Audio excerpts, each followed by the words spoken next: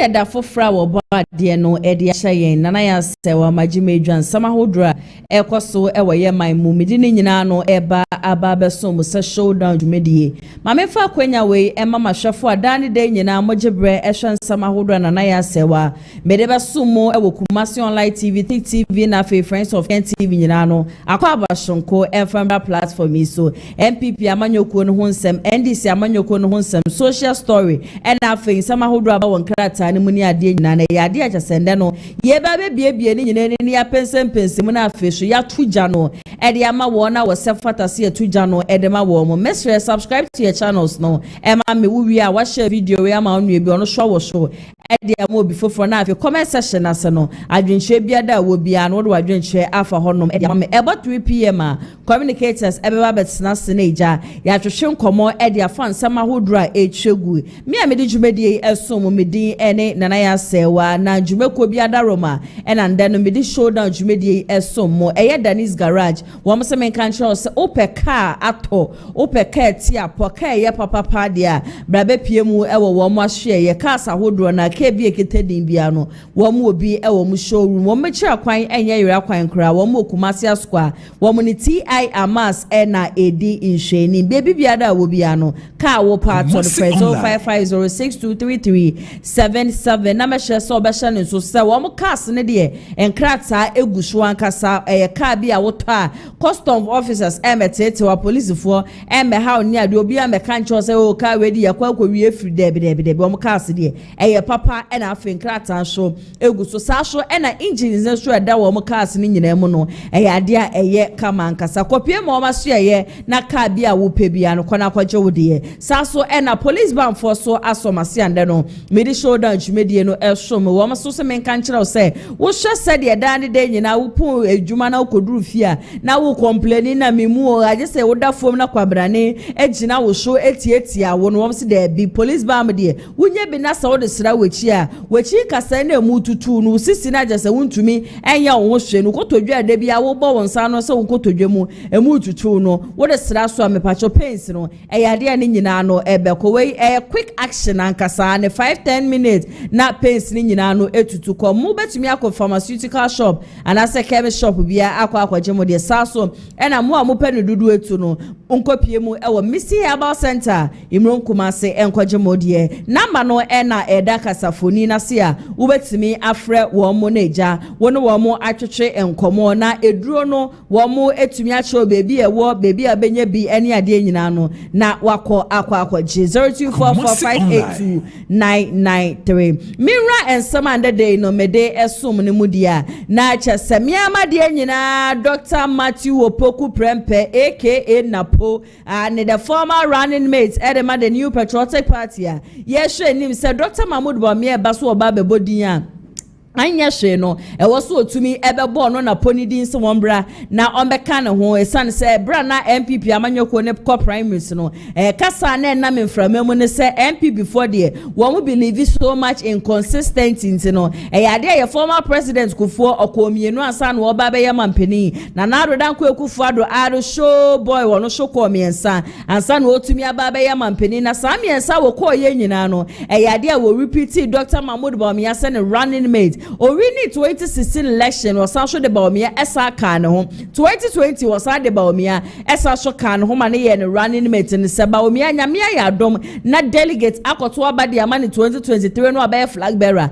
na ordinapo abasa napo meye ne running mate 2026 dey ya wo mokoto ye nso no e was selecting napo enso ebeye ne running mate na ensema hodro bi ekoso MPP amanyoko no mu abaye 2 to 3 weeks nie consistent yakan wasam sam according to the new patriotic party woman sama woman kenyina ne se kame akwaye se NDC amanyoko ba abemu enwehura no ya adosho dodo beye di obi bo wane akwachi no obi posti we ya no akwachi no obi beka bibi kura de fa ba we hu a na yakọ akwachi no eno na nnem amade nyina Dr. Matthew Opoku Prempe mesrem mo fanto kasafoni ne so emfa mame wo ka ne nsem na wo kyerɛ se this agreement is democracy. So will be kabibia woni pano enya adwendie democracy, but insult is not. It did the attempt the debi. It did the attempt enya democracy. We may criticize leaders who are kwenya no se peni bi de na enya obe criticize no obe chere se de bi peni asem ya wo kendie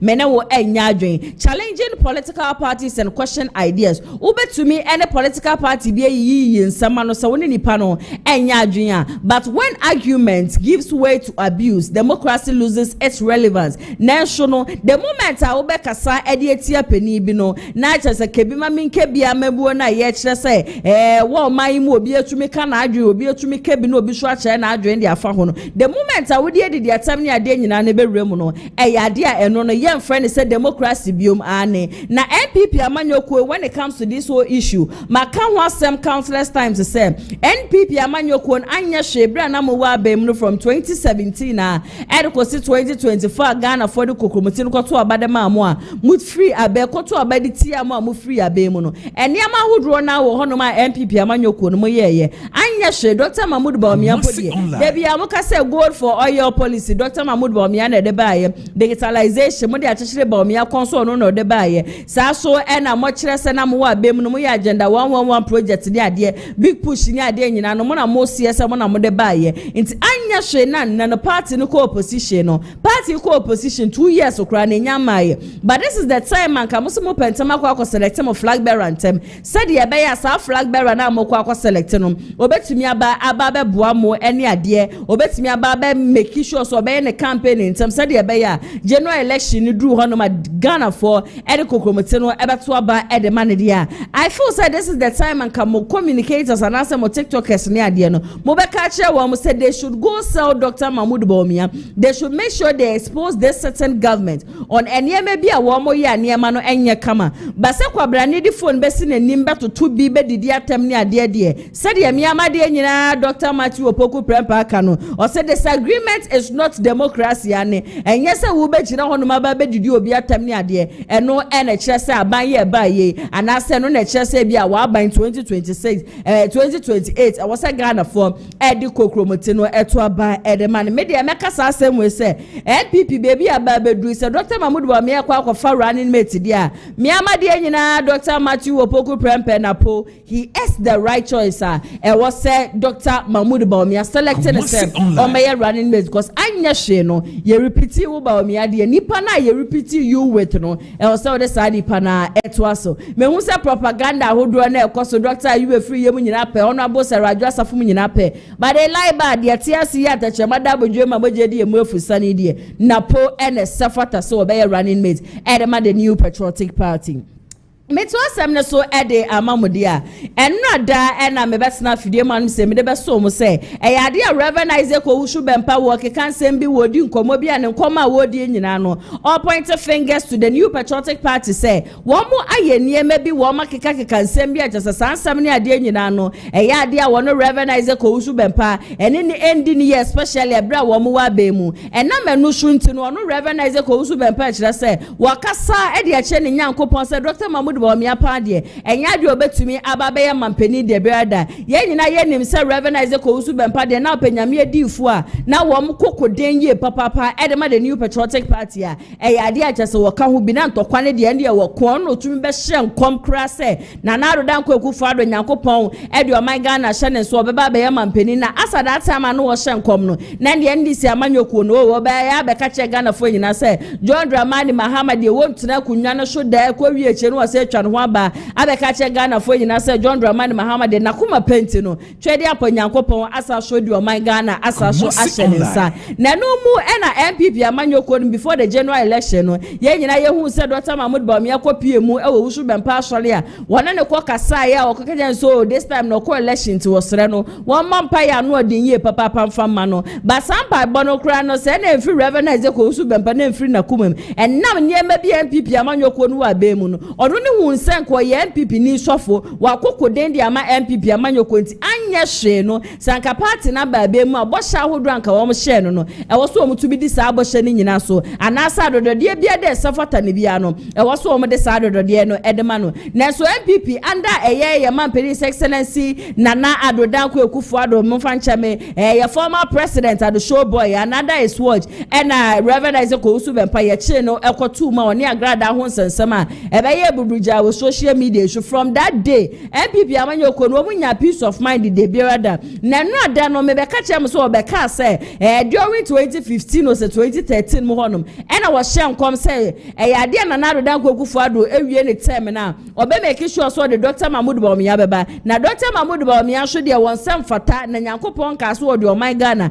hye Bawumia sam na ne kasa ye mu no obeka say MPP amanyoko ni de obe make sure so obegu no MPP amanyoko de obe make sure obe destroy na nkasa eno na ne chief inso agina sanse we so na chief ye kasa and some adade de nyina Reverend Isaac Osubempa ba obeka de bia no odi MPP for atem na wo bobo na adwene me MPP ni ade won de ono na nya adwen no ono o ka che Reverend Isaac Osubempa so wonim ni ye papa and the TI amas ye opposite ya so ono na Reverend Isaac Osubempa eba suku one ne ne tere kunya so wonim ne sede sebi onim di pioto ehye no na se Reverend Isaac Osubempa nim na wanka na no antum na ade cheni ade sebi ya wo ba bonte no obeye ne ho se ono ane nyame di fo waka wokurom ha ono ane betumi asu hini no ono aso na betumi atu hini dia and de ono ode be je Reverend Isaac Osubempa wo man mu no enya sam ketwa oso onipa da seni bia da Reverend Isaac Osubempa ene nenya no wonshem na wona ne nkoka enye MPP for asem MPP for ye ne boni bia video no e wo hono ma mehye so obeka no hono yakọ na yakọ akotie ensama hodura chief e de atudwa ende day no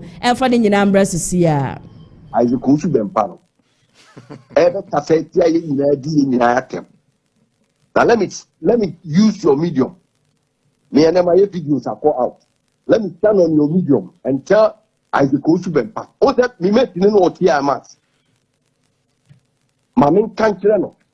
Was soon after for apostle. No push on inko for be yet on the business. And I know more hana on your mundili. But o kasa on watching the tank. Or trap you more.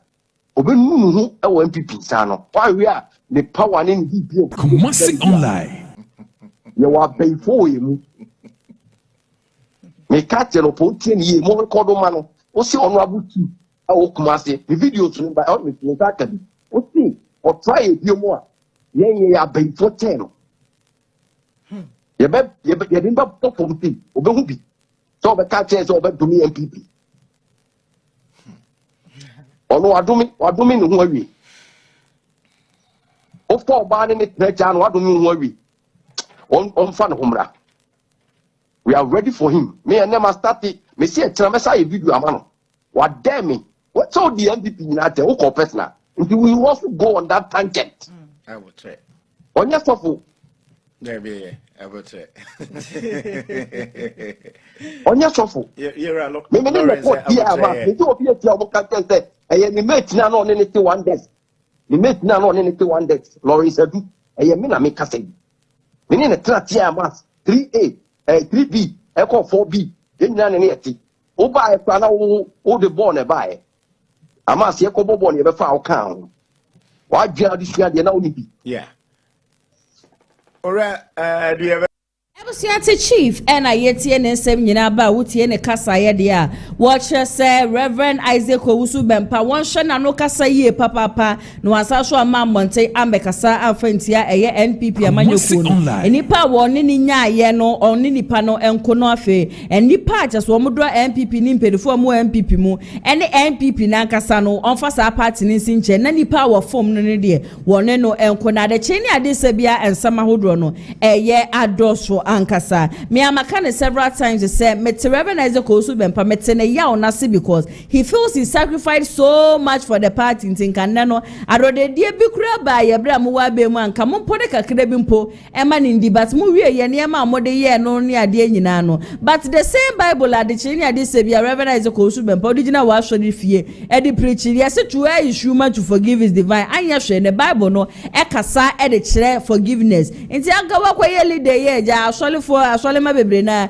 egu na ase de na nka boni bia de omudidi wu bia ro ho na nka waje mu manaka no wa concentrate wo nyamesom no ene kwan a wo befo so a wa so de ma no wudu wo mu nyina be ko heaven but de bia no pe wi ane anadwo na bibifue na bibibawi na bibibeze no frankly speaking I'm not here to disrespect you but it is looking as if say ya do so I even as a kozu member we dem sere ba me ya na meka sa asem asofo asem kra de ya na mentam peneka but the moment wo de beba be to public ne nko ane na so obeso obi a e de na dwentre e front say de obekere wa adwen no e na wo ba me so meka cho say papa ye wate MPP for say nyankopon so mo ma be mu bio ma wo de yate but focus on Bible no who focus one church no na say kwesi da bia na MPP say yo papa yes akra na amafo adwen kra be yo mo say bia na still na we ye bita na say yaudie egusua e wo bakoma mu meto asem ne so e de amamode a prophet Badu Kobi sabre ya mena mo ka say wa pe kwan bia so afa so sa so trende na enne na ma mentu question we enfama ya hwefo ensansem.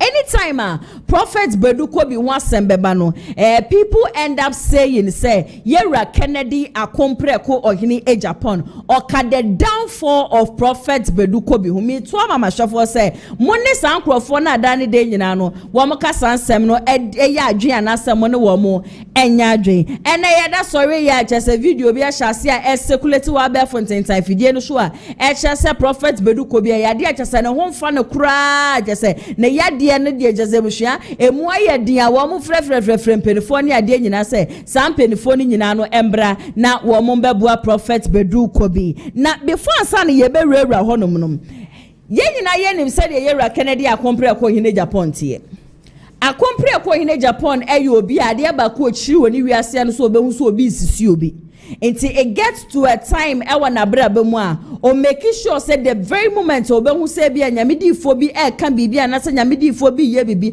anase a layman kra ye bibia ensem fata Yera Kennedy akompre ko hine Agyapongs be so de be kasa edi etia ebra na MPP amanyoko no wa be mu no ye nyina ye hu de Yera Kennedy akompre ko hine Agyapongs ye obi nim eje ne de Badu Kobi eje ne de Nigel Gezi eje ne de sa sofo akudura na wo mu manyimu a wo mu ye this one man churches asofofo ya we bitumi de ebi 90 amanfo yem se wo mu bompa ye e de amano ebitumi ka so wo ma commande spiritual water man free wiem aba ebitumi friend kwalankete no obo mu be ye ni ade nyina ebitumi chiman no do mabutu no obo wo mu dogi ebusuan yasam ketwa na ebra na MPP wa be mu na akompre ko hine Agyapongs nso de o making the checks of finding out se niema we ni ade nyina so no enya de e kama no e na akompre ko hine Agyapongs Kennedy e ba bonten wo be kasa no se ande Badu Kobi e de e be ye o de ende expose no de amano obi nimi de e be ye o de expose no de amano obofo de e be ye o de expose no de amano Nigel Gezi won so je wo de na tezebusua ne back and forth na prophet Badu Kobi eyo obi a nanu ada ye nyina ye hu so ye fe de say obi nim ba bonten e be pa acho say bibi biara course na to de bi kura wo mo hyehye ho ha obi ho no tumi ye so e na mani efre na mi hu ade no a hyeda atinto so no de fa ni pade no so na ni pade ni ato obi nim na nkasa oba bonten be ka che Ghana for say ye ma Yera Kennedy akompre ko hine Agyapongs de ye wo mu mbre bi etwem no sa niema ne ma ne ne lessons so sua niema bebre na di free mu e na niema bebre so na no me wa solid dem na dodo na eyaza anenya me na meka obi nim ene ba bonte be kan ya na videos no e trende e wo social media ni nyina so but Badu Kobi die he has always refused to accept to agree to it say enamo no ne so anase ne niema bia no wo ye ene ma ene ne niema wo ne japade o wo nyina no ahwere no obeka se bia Yera Kennedy akompre ko hine Agyapongs na nam ne so obeka se bia na MPP amanyoko na nam ne so ene me wo a lot of ni videos baako na oni delay ena na eyesa interview na okasa ede afa ho se ono nyame ayadom nyame ehira no wo kaase ne ade otumi chebi na delay bi sansa na asore ma ne so otumi bia na no ka che delay se wan shuma na asole ma ne se wo munye hiafo Nti uye saa nneɛma wei ekeka saa nneɛma wei nyinaa wie na ebusua sebi yɛse kwasie ne ti na agoro ayɛ de na agoro na gu nti wɔkeka saa nsɛm wei nyina na nnɛ wɔasɔde kɔfom should you still be blaming Kennedy akompre ko ohine Japan se enam ono ne so enama wɔasɔre egu ana I've always said this nyankopɔn na esi asɔre dan obi a osofo beji sika beto blocks beto cement ni ade but baby nyankopon tumi wo no no human being born of a woman onipa desani bia o ma me wo 9 months o ma me wo 10 months obi no hono ma obetumi agu nyankopon asore dan se nyame difo wo ji wo hudi wo ye konkron wa wo hu ne se encheche pa na wo de ma wo nsore mba obi entumi ngu wa asore dan enti in there Badu Kobi blaming Kennedy, blaming the MPP. So I'm no meguna sorry ne the ebusia. If I no menen nyadwe, but ma compile a lot of videos from delay interview to bro about Tembeka say MPP before na ha no ntino. E yade a wo ton ni fie na sorry dan ni ade na ma compile sa videos ni nyina. Measure so beka mo no yakọ na yakọ akọhwe abasisia. Oh no watch cars bensin 202. Wo da che. Omo enya media e nya me the fans na me ma omo. But here for what sorry me boy. Man can jump so mundi here. Into no be oh what sorry I be a fan sort to kokwa now to turn aburo our time catch that. Want me handle car because kokwa no to no any car no if your distance no. Okay. Prophecy number 1. Come share the kind. Tragedy happened to NDC in November 2020. Tragedies are going to happen to MPP December 2020. At Rencham, at NDC. It was one. Mercy online. Only one. No, I know not to Rencham Yabako. MPP, Branya Busumi Muno, December. It is not one. It's tragedies. I had to Rencham one. It will shock the whole nation. Number 2,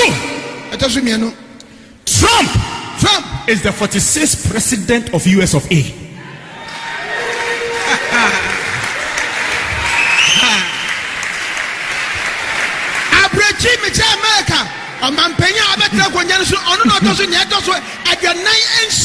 Trump 46th.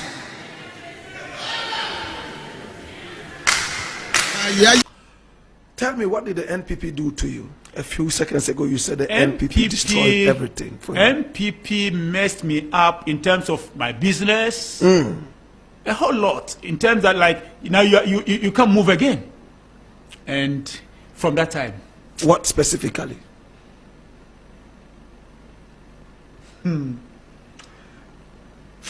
We'll talk about it another day. Really? Because anytime I talk about what MPP did against me, including what Kennedy and Japan Honorable did against me, I speak with passion. So let's keep it. I just want to see God put me where He wants to put me. I'll come and talk about it all. Mercy online. Interesting. But they rendered me. They brought me down. They brought you down. Yes. They made your coffers empty. Yes. No money. Yes. Are you married? I get to airport. I get to airport, and when I get there, they want to search my things and a whole lot. Oh, harassment. A whole lot. And there was only one MPP man who stood for me.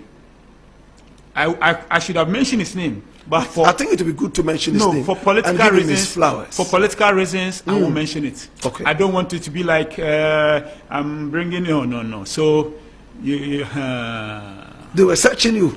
I get to airport. By the time I get there, they are asking the I'm driving. They will stop me on the road. They will search my car. So it was a political agenda against you. Political agenda with some pastors behind it, so that they bring me down. So you don't like them? MPP? I have nothing against them.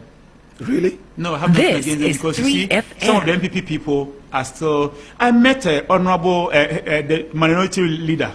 I met him and then he told me boldly, whatever we have done against you, forgive us. I met him with Nana B in Kumasi. Are you talking about Afenyo Markin? Afenyo Markin, honorable Afenyo Markin, yes. And he told me Prophet Nigegezi was there. Kumasi Online. Forgive us. And I said, no problem. And from that day, there's no problem. So I've forgiven them. I've forgiven them. And you know what Honorable Afinyomake said? Because of what we did against you, that is why this result came. That's why they lost? Yes.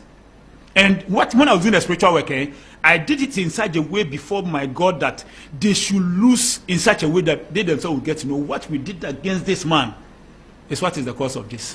Your spiritual... If you check the parliamentary majority, you check the difference.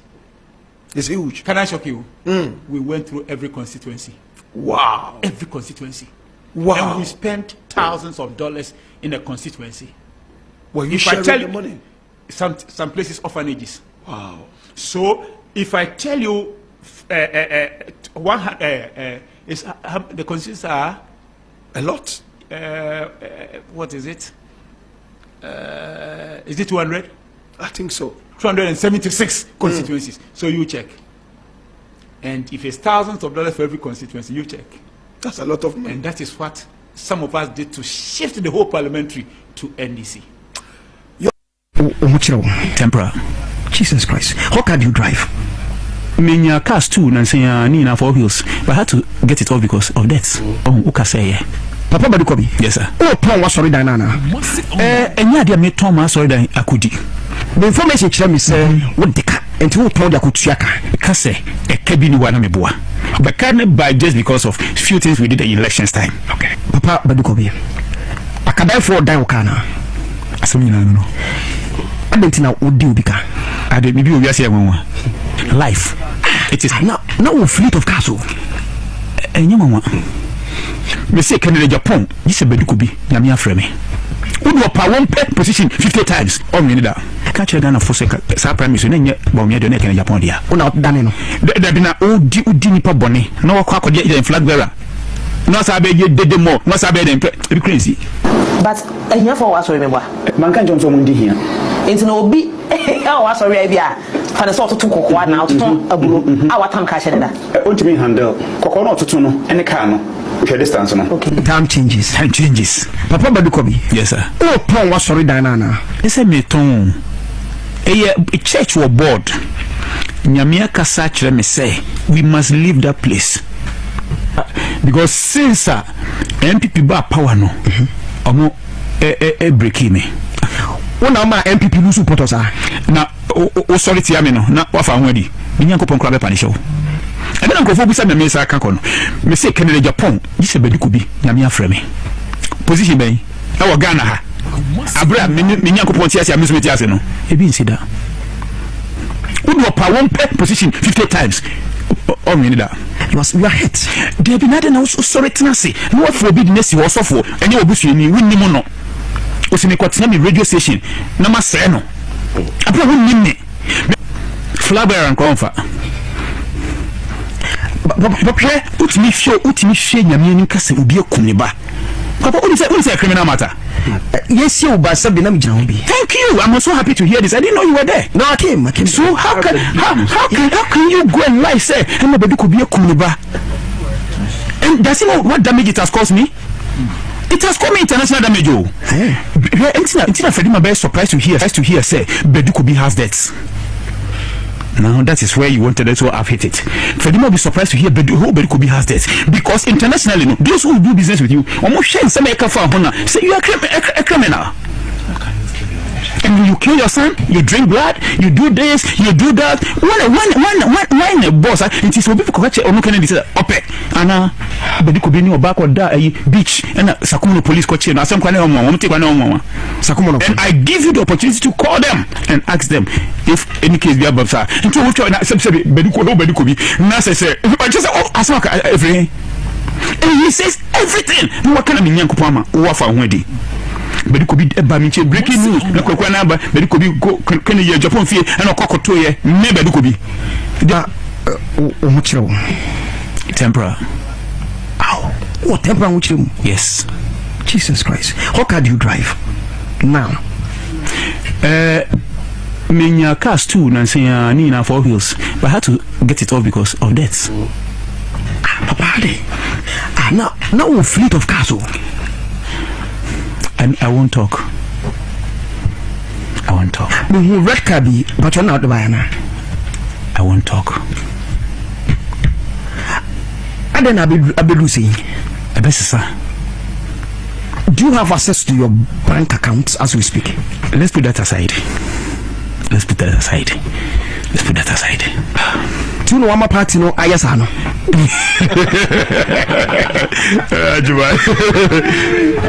Ajumai. Send people home.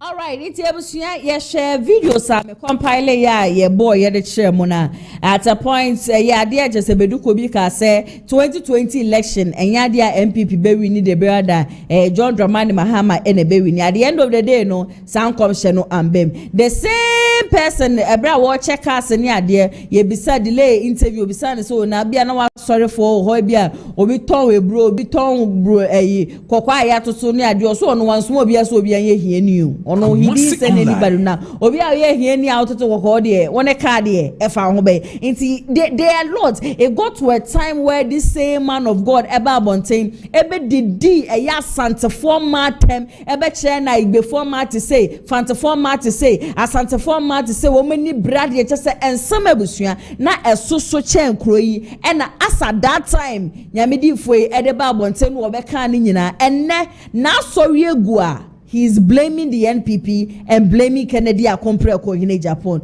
Would you agree with him blaming them? Saying na mo so na say na Yera Akompreko so and send me obeka yes pose bi obeye ye ne ade and na ma wo no Badu Kobi na asole ne egu ya je say na me no so kra na wo so wo ton na asore den anasa wo ne nya adwen me san so wo Yera Kennedy Akompreko in Japan video and no so eye branch as Akompreko e decide say this time ne dey good for boot anka send ye Badu Kobi oh be expose no and ya maboni a wo ye just so tumi ko faka afro bi memu ni ade nyina instead of sanko betie duty e da so no che duty e da so na eja na aba na na wa be mu ntinu akofa echire na wa akofa cars no ni ade se bi e ma hudu aja se Badu Kobi wo twatwa skele mu wo man mu nyina Yera Akompreko de the freedom fighter ni videos ani ade nyina e wo hono ma measure so we kam hono yakọ na yakọ akotie wo no so nsema as at that time kan ye de fa Badu Kobi hono enfermers sia. She was able to organize queen mothers, women against me. Where is Nana Oyeleta? Good question. Were a shameless opportunist. Nana Oyeleta, shameless opportunist. Where is she? If indeed she's fighting for women. Where are the queen mothers in this country? Where are they? Do we really have women in this country to take up this guy? Oh no, I thought, I said it on this show, Obi makes such an utterance, you just keep quiet and let it down. Please, stop right there. My monitor watch Ghana, I'm sorry, the language you don't want to hear, I have to give it to you. We have stupid mentality. Can you also say some? We have all. We have stupid because I haven't seen Namusimu a Christian council. I'm a bogus. Christian council. Some politician and a coca some way. And can never butu Ghana. Also for a car some way. Mon country me. Say Christian will be my friend will be like, oh, sa suffer no dear, oh mon kind. But me, I'm a TA. Do I know the difference between members of the Christian council and also for one can one? Who has come out to condemn such a? And you see, we are treading on a dangerous thing. Look at what is happening in America. Yeah. Donald Trump, where's a Oyusu? Racist comments of making. Look at what happened this weekend. Yeah. We are sitting there allowing this guy to use to disgrace women in this country, and nobody has come out to condemn this guy. He's a fool. No. Why you Jimmy for papa? Now, Emma, minim, what is wrong with you? Mutumi sorry, where Jimmy for here sorry them. He's a fool. Now, why you Rob? Please stop right there. See, honorable. Please stop right there. The same language you use here, we use the same language for him. Now, on try, you can't stop me. Why you Rob? I'm matching my akona sorry. We'll destroy everything. We cannot allow this thing to go on in this country unconcerned. I'm not here to do politics. This is social impact. Do you know the damage she has done to these 3 tribes? And nobody says anything. Also, why politics? Let me tell you today, Kobi, Mahama is not in power. We are maybe a drill. Kobi no on try. Was you a bema on come question maker? Na obehu. Maybe a shin well a man and a woman. Because we cannot allow this thing to go on in this country. America fought now. Racist comment by the president. Look at what is happening. Now everybody has kept quiet. Oh, sorry, I'm wasting time. Moko sorry them. And you know, preferring a Ghana former. And then use it. Why would you allow Akwe what you not nipa a bufaso? Are you dumb? Are you dumb? Let me say a question, sorry. I believe in God. Then Yankupon Owomimu, until my sorry I'm not pay to stand up to this guy. What is going on? I always tell you people, Ghana for say, I'm sorry now I'm too much. And religion is impeding progress in this country. Because when Nipa no sorry I'm not pa, I was a what you kika no ho, ekwa what the one shall suffer in Yankupon. Say Yankupon. Osofo ene bemoy osofo I indoctrinate you woko nyansani kakra koye dwuma pe na wodi sika na bre osofo na uhwe omoyirenom lifestyle omulidi na wo peswa uwia wodi sika na koma osofo no me am kwa sorry am koye adwuma no aba honorable ena me ba school fees you are fool. But Bible now can say we should give the best to God. And I want to young Nyame representatives. Oh yeah, Nyame na chira me say sika na wo de ma Kobi Jimmy for no. Ono. What they command I'll be very happy say be kasa. I want to stand up to him. But because me who say Ghana for mu ye nyatwom. Na ma no kwaro na asantifo mu wo hima wo. Fantifo mu wo hima wo.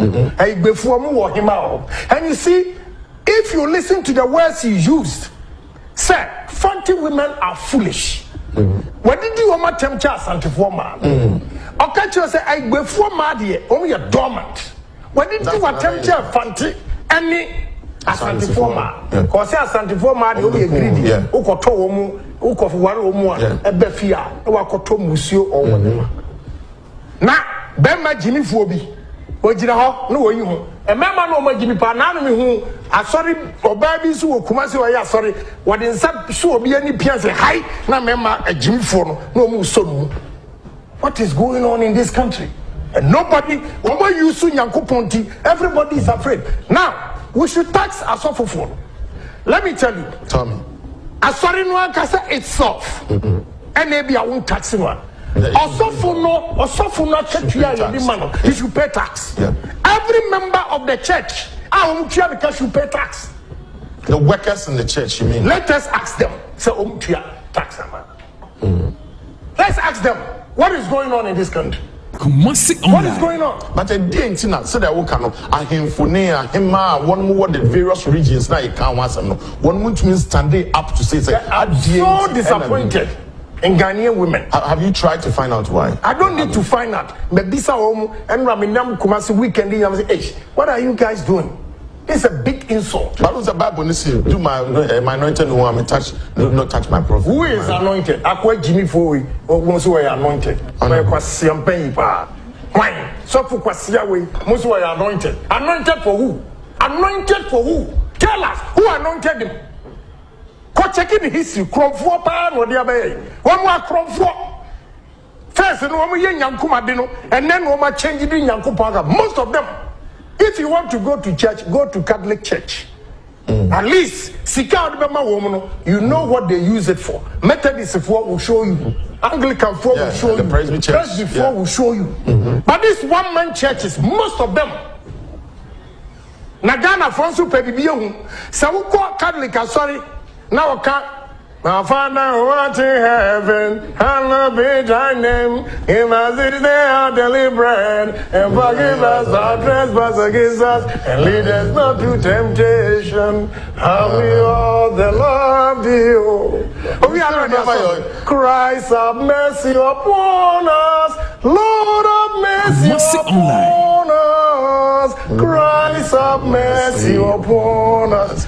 Okanyami asemi we one kan kire ne se wo maami na eye wo wo papa na eye wo wadwuma ye no mu aba wo fie na eye wo nti now they don't want to go to those churches omu pe ehun zemhunu atie na wo hwe omu sori anopa na no me kofosu anopa kasoa ekwamu ho ba bi say ya so dan wo right and omu twam no mu twam the traffic Baku de was right, who free for super right just before the toll. Who do hot 2 o'clock traffic.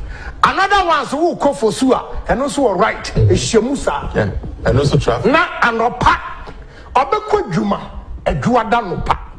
Kwesiada Omako all night. And my dear Chiwomu a Juada no pa. On a more serious note, MPP is doing marvelously well. Yeah. So we cannot allow people like Badu Kobi to change the narrative and destroy the good things MPP is doing. We are doing marvelously well. Yeah. Badu Kobi and winning a young form mahu. Omo to go school free because a car Badu Kobi and Kobi and go school. Nana junior adapt to say or no na junior adapt to say share batano. Now you know ko. Konya nyankuma dufo no bi no mo nane na dwene ne kakra no ba o ya be biti wo mu a o ma dwene adate nkuto no na wa hu se obi atimi ko school na dwene mu bia o ma ye se bi Jimmy Ford se ono ena wanya kwan abu no se e ba ye collection so ati akwa ba ko ni bufu afu no o skapa wo ye adwuma na Badu Kobi ada no de ni sika man saa ni and then the bufu of that thing, he wants to wear well. Aha, and you, Badu Kobi and about. Yeah, Omatiwa, Yezo. About. Down. Aquan, what did he seek? Badu Kobi, one and in. Wow. And then very happy one you bassa. Really? Sana in go for a minimum numbers baby. Hey, and we are no money woman. And in the normal, yeah, unbelievable. Yeah, what I said, the Moma share Ghana ye or minor senior yesi ebunukono. President Akufo-Addo and then a pump for they are doing marvelously well. So we cannot allow people like fake Asofo like Badu Kobi to come and destroy this country because ya man kwaya mananko wiaka. Ebusiati Yera Kennedy a compre ko hini Agyapongs. Hey, Papa we hi, but ni subi say so na ma for the yada no and the way ono na sam ne sade atie no wo besi ni pain wa kan pain no sa na ma we ya no e na amafu bebre na wo mo ente ne hoja. So this is when NPP ba mu 2017 e keka ko 2019 2020 before the 2020 election na Agya Kennedy asore wa sofofo so pa e wa ye man muti now no yen compare ensa wa Yera compare ko kan ye e na afa so ne nsema Badu Kobi yankasa so de na no kan ye sa ne ma mienu die wahe emu ne wahe e na egu Badu Kobi na so e for adwen che nyina no e fa comment section na say e ma me ene e na just beto monte say prophet Badu Kobi die he is in critical condition ane sa brecha say yade na no aye dinye papa ebusua wo mo eye wo mo ho hwekura na enye ya wo ma rush no e de no akọ mu e wo hospital na no na ja shofo ba ko de ne koye ebo ye mampeni Excellency John Dramani Mahamadin afi obo esi edun ketie di obo MPP NDC amanyoko ni penifo bi ewuwo mu nyina edin se wo mo mbra na anya hwe no wo mo behwe prophet Badu Kobi esan se sisi ani bebi onam no jesa papa ne pressure ni ade nyina no e yade akosuro jesa wo mo ye hu hwe a enye ye to wo mo de wo mo koso asre eye NDC mpenufo se nya Prophet Badu Kobi de wa boa ane 2024 election o se akwankyere ne ade a wo ye kura de ma NDC amanyoko no enya asam ketwante nane de ne ho edodo no na se ne ho mfa na wo mbra na wo bepe kakra bi emfa ma no neja wo fa tete de hot so yenkwe na yenkwohwe Prophet Badu Kobi in critical condition de ekoso e wona brabo mu nso emfam na sesia. Good evening, Ghana. This is your prophet, Seer General. You try Papa Prophet Emmanuel Badu Kobi. And that way, and when your friend say, Papa Soyanopa, Pifini the man, Kashi, when we should be at the Neba Hospital. Near Motres, Papa BP, a costro, a traso, a broso grama, Untimina Shay, Papa Conditional, and my 10. Now, your twins are for NDC4. President John Dramani Mahama and all the NDC and Penny for the MPs, Sidu Ketia, Julius Deborah. So this is one of the prophets. The can say, what General Aquamam, the Kai, in Comship Empire, Bo Aquantil. This is the time the man issue and make a cream who Papa Ko. Papa has been through a lot in ministry in a Kikahon, mind tumor, I've been journey, I'm under pressure. Because I coffee fire, we ain't getting Kitty, I come one. I'm watching up the emergency ward, doctors, Ijanso. It was a video we are for the men DC penny, it's only prophet, the nation prophet or the original nation prophet, Prophet Dr. Badu Kobi. Online. So we are calling upon all the NDC officials to come to the aid of our Papa and then help him and then let him gain back his strength. Now, we're not 20 Jumaso. Na watima pompaya bo NDC manukono na bo na de moye bia akoyenti President Mahama ye to achaw o prophet Dr. Emmanuel Badu Kobi ele da ho papa ntimi yahwe wontimi nge kan ho ya bi no mayete ti esram se mo no papa aid na mo nya ne moa na mo hwe no ohia good treatment ohia better quality treatment na timi ama pressure no akoma mo jase mo ya we bi ntimi mo de kan ho no in actually Ako. Papa Badu Kobi we are calling on the NDC in some of the Yamisha Mahama, Yamisha Ghana, Yamisha NDC. Yes, shalom, peace. Bye bye.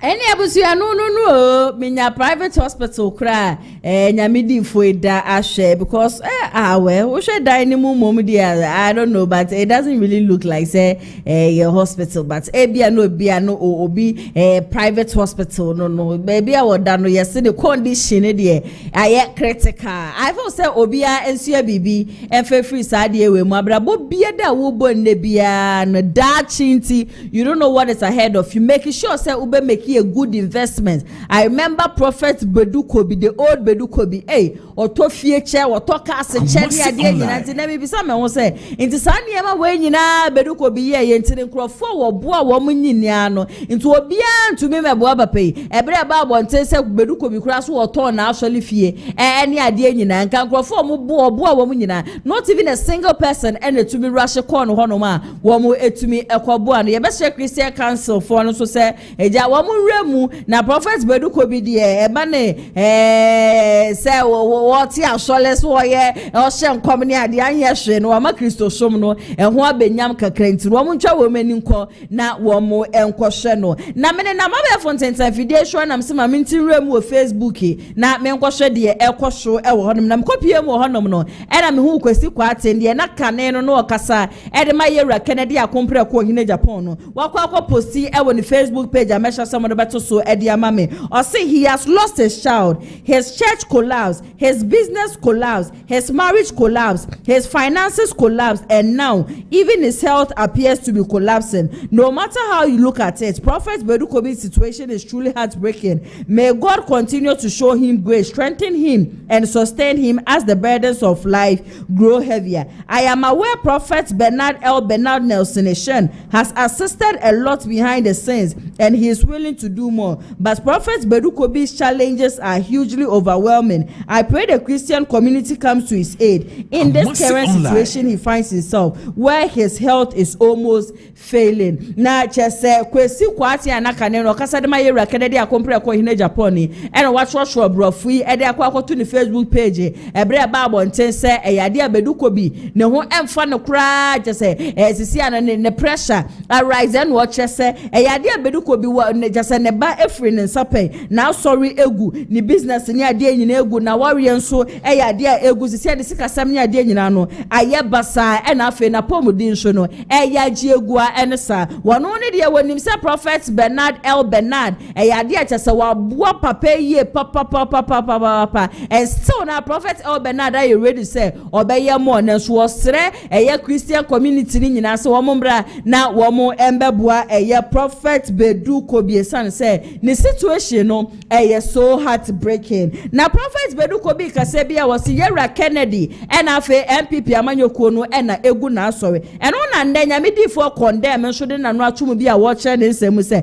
wonte ase ne enti ade che ni ade se bia no wo bi sode ya no oblemi say eye Kennedy na egu na asode wo se ya na jugezi ba bonte be kasa yo se Kennedy na egu na asode obi ni ba bonte wo no so be kire say Kennedy na egu na asole sa so na anu ada sisiri amafo so ba bonte ono so be kasa asem na afa Badu Kobi so aba bonte a wo kasa asem o so oni pa da seni bia do obetumi egu obi asode wo mo ne ma ne nsem ya wo mo kan ye ne ade na egu wo ma asode na Yera kompre ko hine Japan de na wo gina ede ama no kure no mesho so be ka me ho ne yakọ na yakọ akotie nyamedifo condemn nsama hodo no so de asodwa ne nyina no enfemra sisia na tumi ne wai a ura kene de Japan go wa sorry mate se yi mi nua bada ayi nso sisiri amafo nso se kene de Japan go na sorry e na ne brand de jagezi mi nua ono nso se kene de Japan ama na sorry aba fom ma konta kwaku obi ni mo ono nso se na dai who is kene de Japan a wono ogu sorry ene na je se o man panyini bi sorry se so begu sorry ane so begu ni nyina o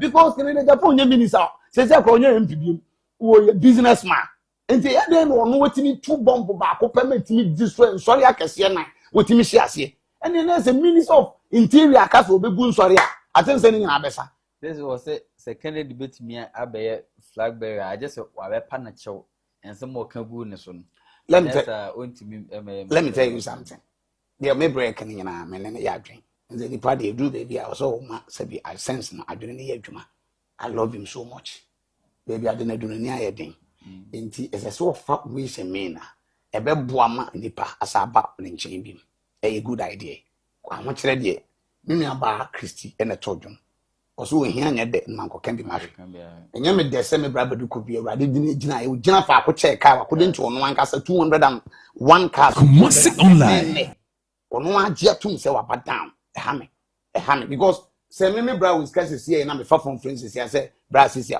ne wife are me first of my missus obit ma send this kind the day na me ko pre ne downfall never nemom de womu ne say se okagentia no so no bi kwan obefa so obetumi aso bi me no me boss ono aboke ne de Japan na me kede bi cho wo ye type a o kan asem wi a wawie sanity ebiem wo vision say debi obetumi abaye panyin e wo man mu na say wo saa ni so ade hu no as a leader no wo spirit of acceptance nyintumu hu nti abiri bia no wonsi wanim kwan na won say wo ne ma no sa akola bi kura frɛ wo say mrebu tia me na so a for your future because of your future because of your vision because but what does it mean they be opposite wo koduru nti wo say wo accept na wo ye hoyi nti say you Badu Kobi ni na busua nko akwa say wo mfo mu vote ma wa ebetuma mo lose election so as a person who has a vision to be a president or leader in Ghana future na wo say obi nya frɛ wo ka kire wo say wo tia na so pɛ wo so call apology very nice idea and I know say me boss can de Japan betimi akɔ papa nkyɛn no na di nkomo say be ya so due beba but that doesn't mean say onu ni wa ontimi na ye de opɛ so wo ye no eno de sa you know de mimi ni o first obi a oba ni wi ase a ono aba ni wi ase say ade we no opɛ so wo ya no other person music online power mimi petumi kura me na de na say obi ka so bekum ni pa asa agura ma anyere no obekum ni pa sisia won na de na ho se meye obeye na mu ye won say uti ye mu bi ka kire wo say we lose ye na me ka ho bia shouldn't challenge nim de ne na so enti ko na won ne ye di na so dwem eno na nchen ense se wo ye panyina onipa a wopɛ so obedi panyini daache wo nkrofo a wo no mo manson ene na wonni leadership skills ye ne nipa nko wo bedi hene na nkrofo oposu a enye problem fa kwan bia so na no mo siesie mo ntem eno na babua wo ama opposition no etimi di nsem a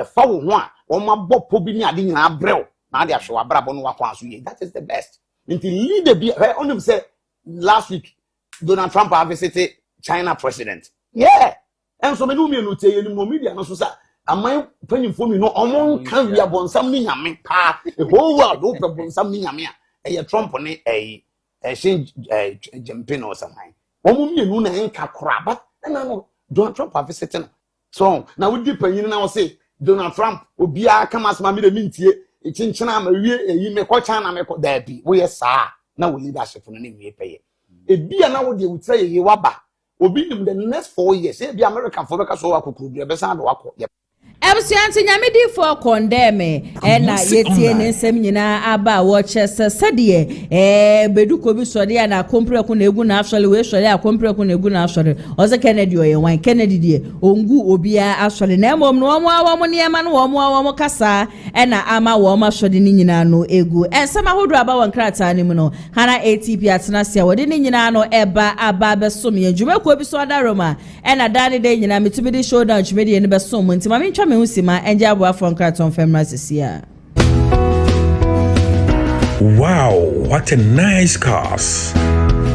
So peka eye niti pa afeni eye free so edi abadia. Contact Danny's Garage. Hona benya ka tiapo a eye niti pa ato. Ka efeye eye latest models cars aba. So pe eye Honda CR-V. Anase Toyota Tacoma. Toyota Land Cruiser, Sparks, and getting ya, a Uba Ube, Nijina Ubenya bi Danny's Garage. She say need to be quiet diaba, a Honda CR-V, a hybrid engine capacity no 1.5 entry fuel, Uberwood Danny's Garage, TI Armadia opposite 1 Frewa Homa True for 0550 623377. Eho ana Danny's Garage, ewo.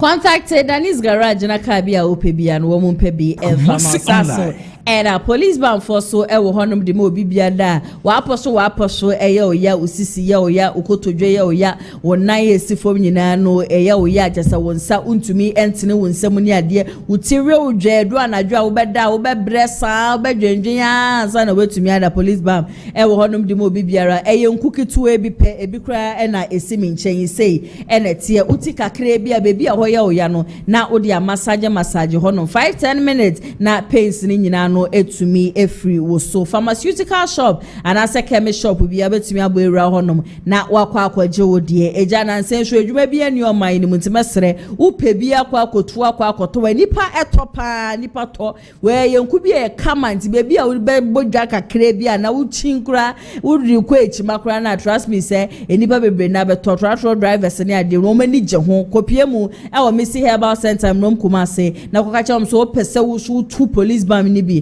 na okoton okọ no ma betimi afre 0244582993 na onu wo mo akasa wo mo ebeje ososhonko na dodo bi a wo petu bia no wo mo edi ama ATP ma me mo akwaba na na yase wa mejo so bia bako de Yesu adom na so oba dia darman se me na ba wonkata okay ne den krata ne bebre na ene bai na me wo fofo ye chama wuntumi ne ene krata no sese odi awusi ewo ni nyina mo papa ye na pio se ja wo kwa kopa ya afa amano no ma me for the Ghanaian point farmer ye for ni ahwefo adane den no mojebre eti kuma Sunlight TV TV and afin so friends of Ken TV then wo be pie mu ewo kratafa toso mienu a na se Chief Justice ni foni eda se ye ba foboni na ye nyina ye be ka ye vacation illegal vacation ye so mu ko ye de bia dai se na so ma atache kan se VSF ata wo kroma se o makwakojo mahomi a wo bonkwakojo mahomi ye nyina so be ka ye na no adai so mo ko vacation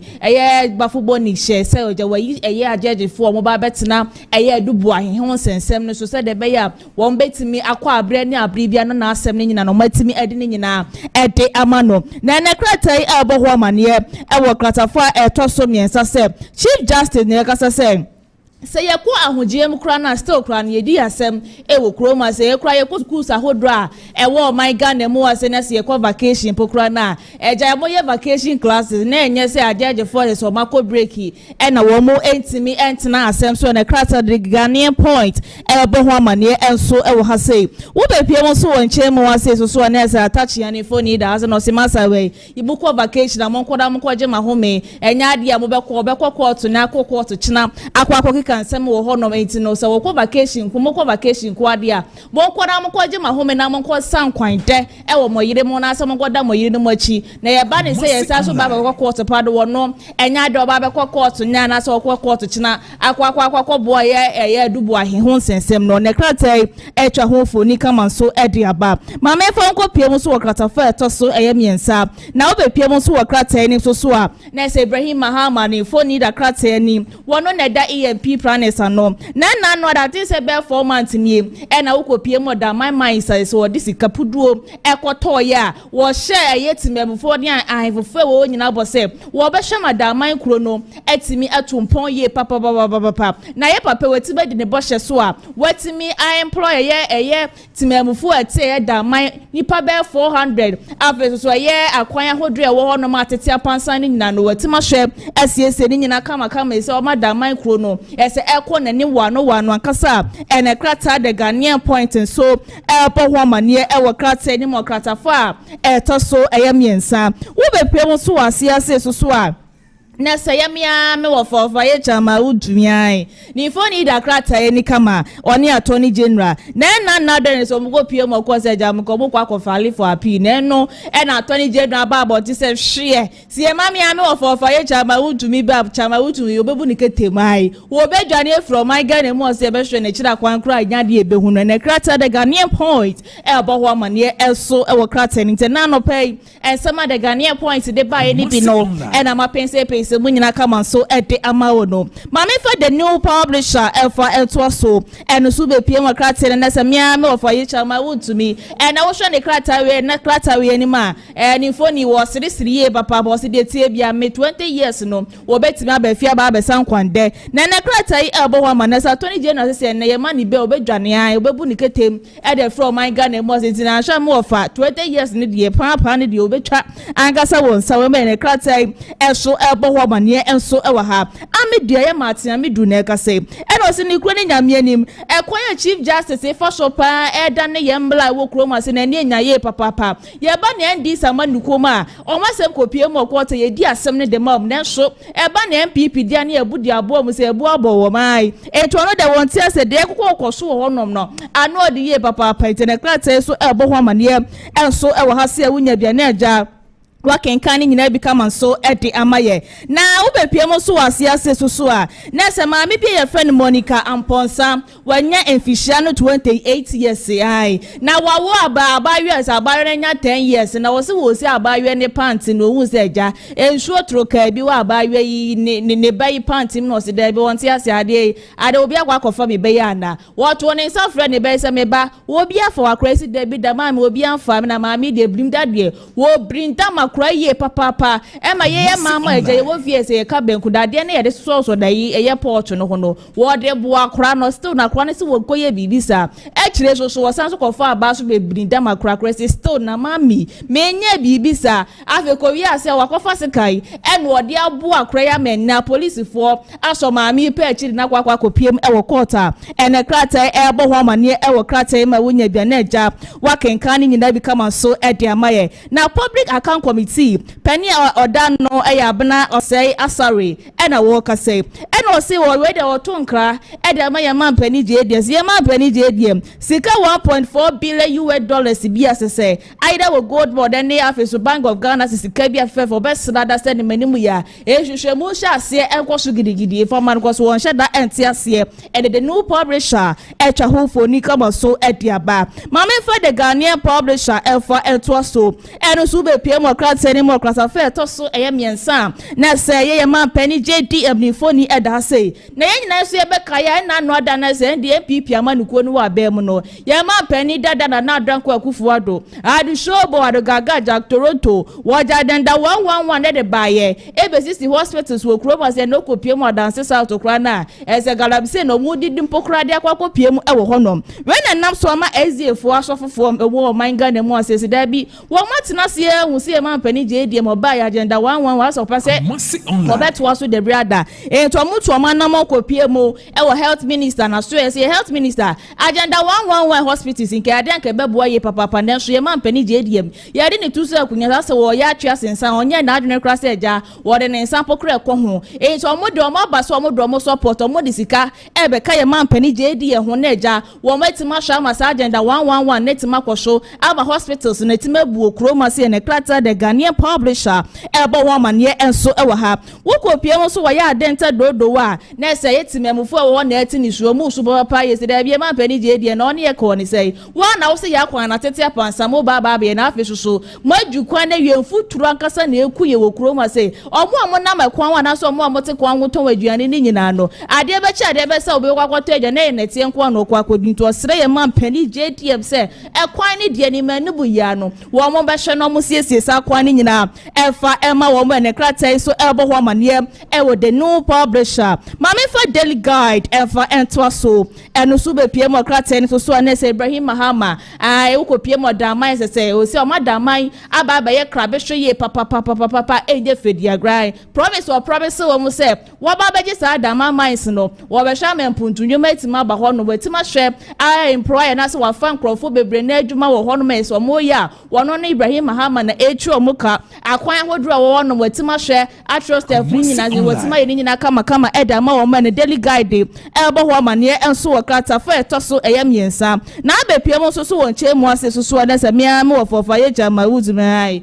atoni je na se David da ye ma mia me wo fa bia de obedwane de fro man ga na mu ase na krata ebo ho amane enso e wa ase sanso na vacation legal vacation na ajeje for mako breaker de tie be attorney general ne Chief Justice de tie bia na ono na asenadu bo ahen asem ne ko ade ye bet na so atachia se ono nya ade obekwa court ne akwa court chine ne kratai asanso etwa ho foni kama so ede aba wonya bia na eja wakenkan nyina bi kama so ede ama na wokopie mo national security one man na se reshuffle ankasa ye man pani JDM ama bia ko honom ye papa ene kratai so elbo ho man nte no pai ana se wi wonya bia na eja wakenkan nyina bi kama so ede ama ye mama for Republic Press in fa ento so eno so krata fa to so ye miensa na se dubo ahenifo ni eda ha sanso na attach anso fo ni da no se he ne he ndi sa maniko ye man pani JDM ne Chief Justice wono nya do be ko ye court wono makotena se okwa akotena se akwa akohwe ama ya ka dubo ahen sense makobde ka bon kodam kodi moyire nkwan monko wo fufuo na mu ni nam kodam moyire magine sa mo sanso resume as ade mu nya bindi enti wono so ono nya de obekọ court ne no wakọ court china ene krata e ka wasemo so ha ne mosfo eso mo yo madwuma ye papa o matima ko galamsey site etima ko chini pa mako 40 achi ye amafo mako 40 ne niema bebre na keka ho ene krata so e ka wasemo so ha IGP etimi aboye police officers mako 25 abaso papa ye enam eye crofobia mo ko chi wo mo nom de koke edi from manga na mo ase na ne krata esan so bo ho mane enso e wo ha mama for discovery enfa ento so na no be pie mo krata enim so a nese mebru no ye twa ye foni kama de baba begua na nyakopon bua ye manti ye mu ye baba di international youth day we na kratai ebo ho amane se wo manga na ha se ndisi aban mu se ye baba di international youth day na so over 200 million eye mebru na eni adwuma wo kroma se ye so ye se ye baba be di youth day ene kratai ebo ho amane enso ha se sanso na be pie mu ase so a ye so ko pie mu ye akimoda se galamsey no e bia kwa ko pie mu ho no ma ensuo ni se sen na enye fedia grantie man pani JDM wa na shebo se jawo ba be shama sa eye galamsey na 2020 ntowani na ekopiem ewo honum na sa na ma na ekoso ho nyina no eto entimi entwa mama for daily analyst so efan to so next asem dada na mia mu ofofa ye chama wuntumi ai enya ade atoni January say bia p na omokwa ye na betima ba so de brother na krata kan wasem so ha national security honum no so no reshuffle bi esu honum a ene krata so kan wasem so wa hasan so na national international youth day ni so na kopon bo amanti ye ba be shase chencherencha ene krata esan so ebo ho amane eso e wa ha ma me for diligence and for so ren krata ni nyina so na no so be pie mo krata ni ma na se ya attach ya wo so won no wo gwagwa ko pe fufuo ni abenkwan bi asase mo se mo me o mesen wa kotena ye court nkodi asase so nya do be ko court nya no wa kotena mo ko holiday mo koram ko jumani ai mo koram ko jumani ta attach ya no sanso no pon kroma se wo be srada se ye man pani die bia wa na hye ye bo so beja wo di nwuma ebebe kro ne so nwuma ni went make sure say nwuma no obetima bie e dia ma ye timemufo se da bia bo hye na wo hye ye timemufo no obedi so pepe edi amaye ne krate so ebo ho amane enso hantima me nyina diligence so na me fan krate ni nyina esi na ya se wa fa dia ka nyina fan beto so ma yeti for dane den no moje brete kuma so online TV Tik TV and our face of friends of Ken TV dan ko pombo china Thursday sanso be din hyiemu e wo fidue ma na ya se wa TP ye da se ya sense ma hodro aba won krate anim no watobo apense ni nyina mudi ama na attach akra menti ase we lawyer ni die we dwuma nyina ne se obe make sure say o client no say o evidence say o client no boni bia eni ne ho na say mfomso bi eni ho omo Ghana kro no ne ho krojin a we kwa de sanka ya asem de o sa o ya asem de mun kokos mun kokafo evidence ni ade nyina ekuku ho no na o client no na sum enjo no na we ye nkwa mi ye bi so no omo aka so omo sha na edubu ahwo e bia na obekọ na wakwa akoto ache ma wontumi e wo hono manu anti no omo be so omo twe sa asem wi because we dey sanke enje na here you lawyer need definitely you have your evidence ni bibia mun court for go hono go and prove to them say there be me client no nim nenti a wo choose me say membra na me megine mu fama na asem na ho kroje boni bi anim ya ka case ten wo ko na ho krato because also crisis here chairman who to wa for say ni main lawyer so lawyer ndi apia ku bi was step down some boy won say 7 year dey wo mo ba attach ya wunya time kra into when na lawyers judges ne eyi nya ko break no aka this is even the right time e de mawa wo betumi express ho a obi anya o hye aso mo ko break onu su kodi nkwan wai ogodi fufu na na de mete kwali ese break kra nye constitutional na me de sa ho edubu a mesero o pe lawyer o me fa wana Michael Oi, Michael.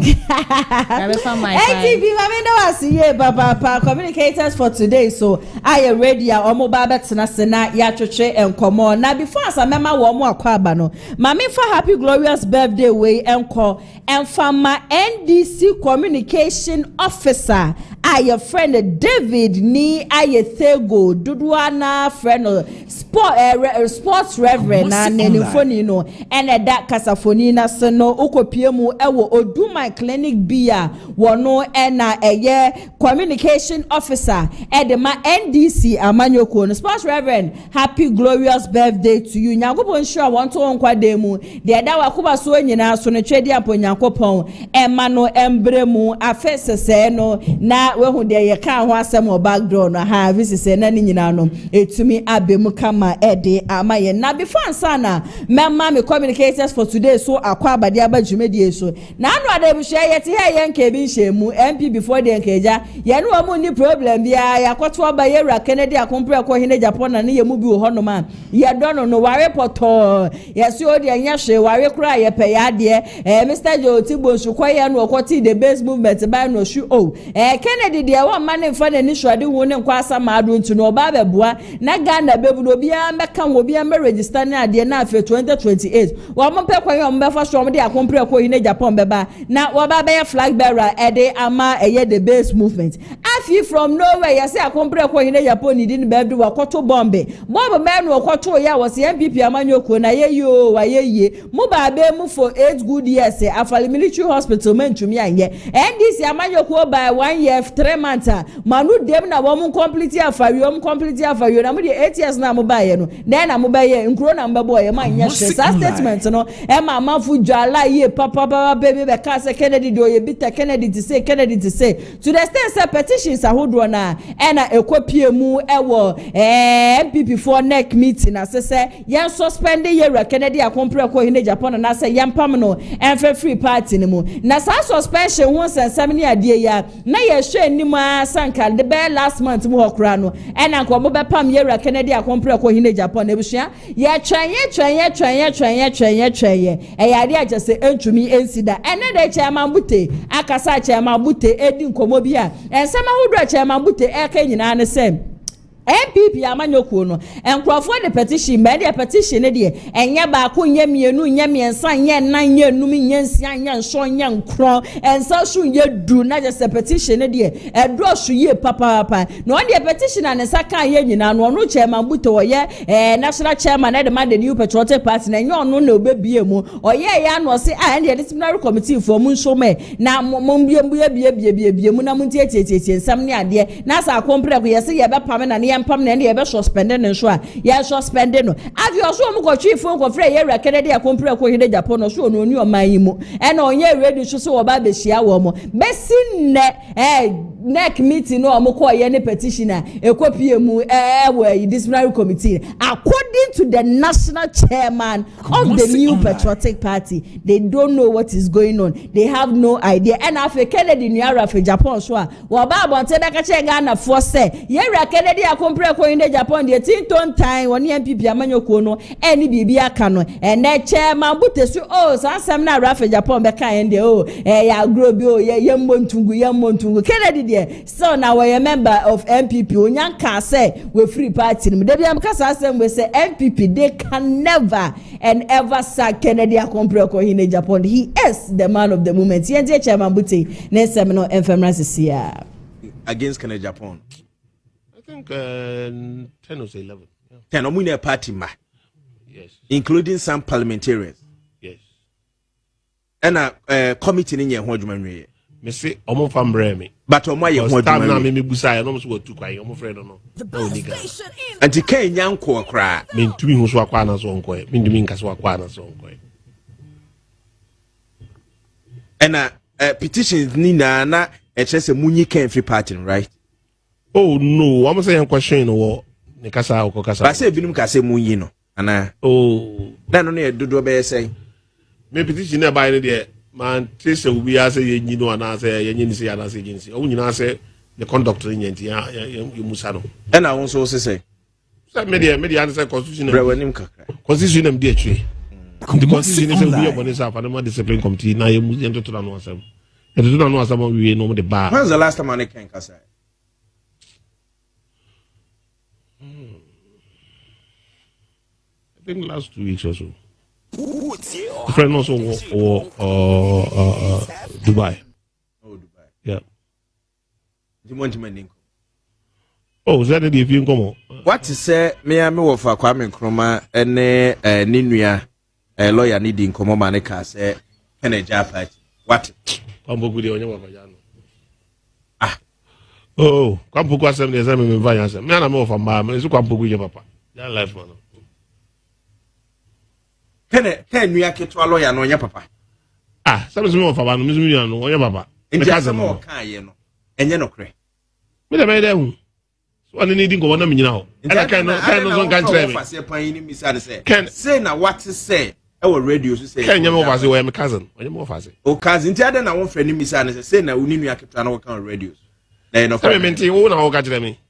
Na won tie na me kan wo so onya papa no. Ah, sa wo bo ni di na me hu na da say kwa bugude minim zene oti enti do mezo onye papa wo so oti ase me na so onye papa onu azi dim ze meka je so onye papa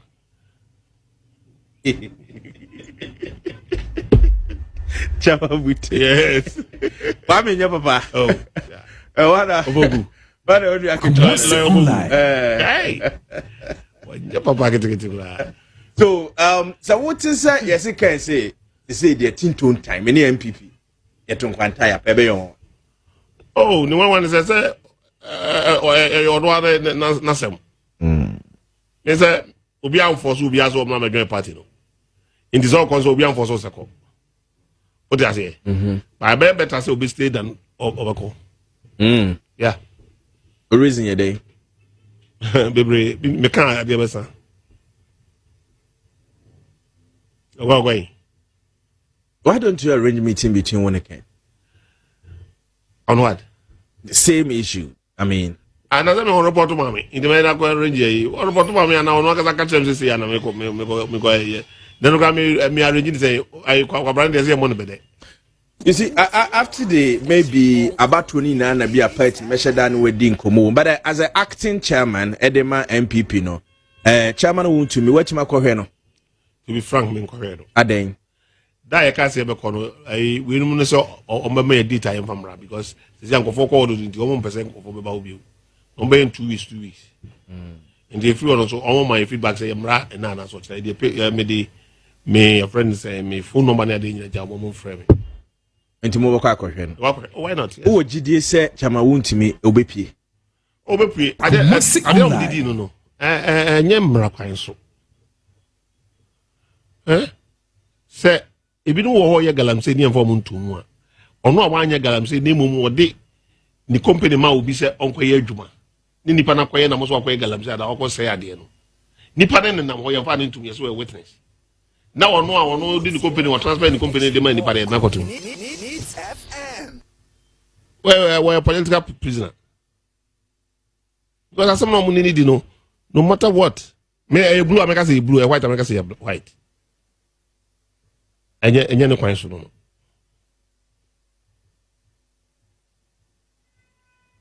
no. Apart from that, a limited liability company. Into move to me, I will draw a friend saying the license. The company no grab to me a chum. So what did I say? Me too. Now somebody didn't come to me there. Now what is it? And now the new man you know what me see the new man you know to further no more Thomas state.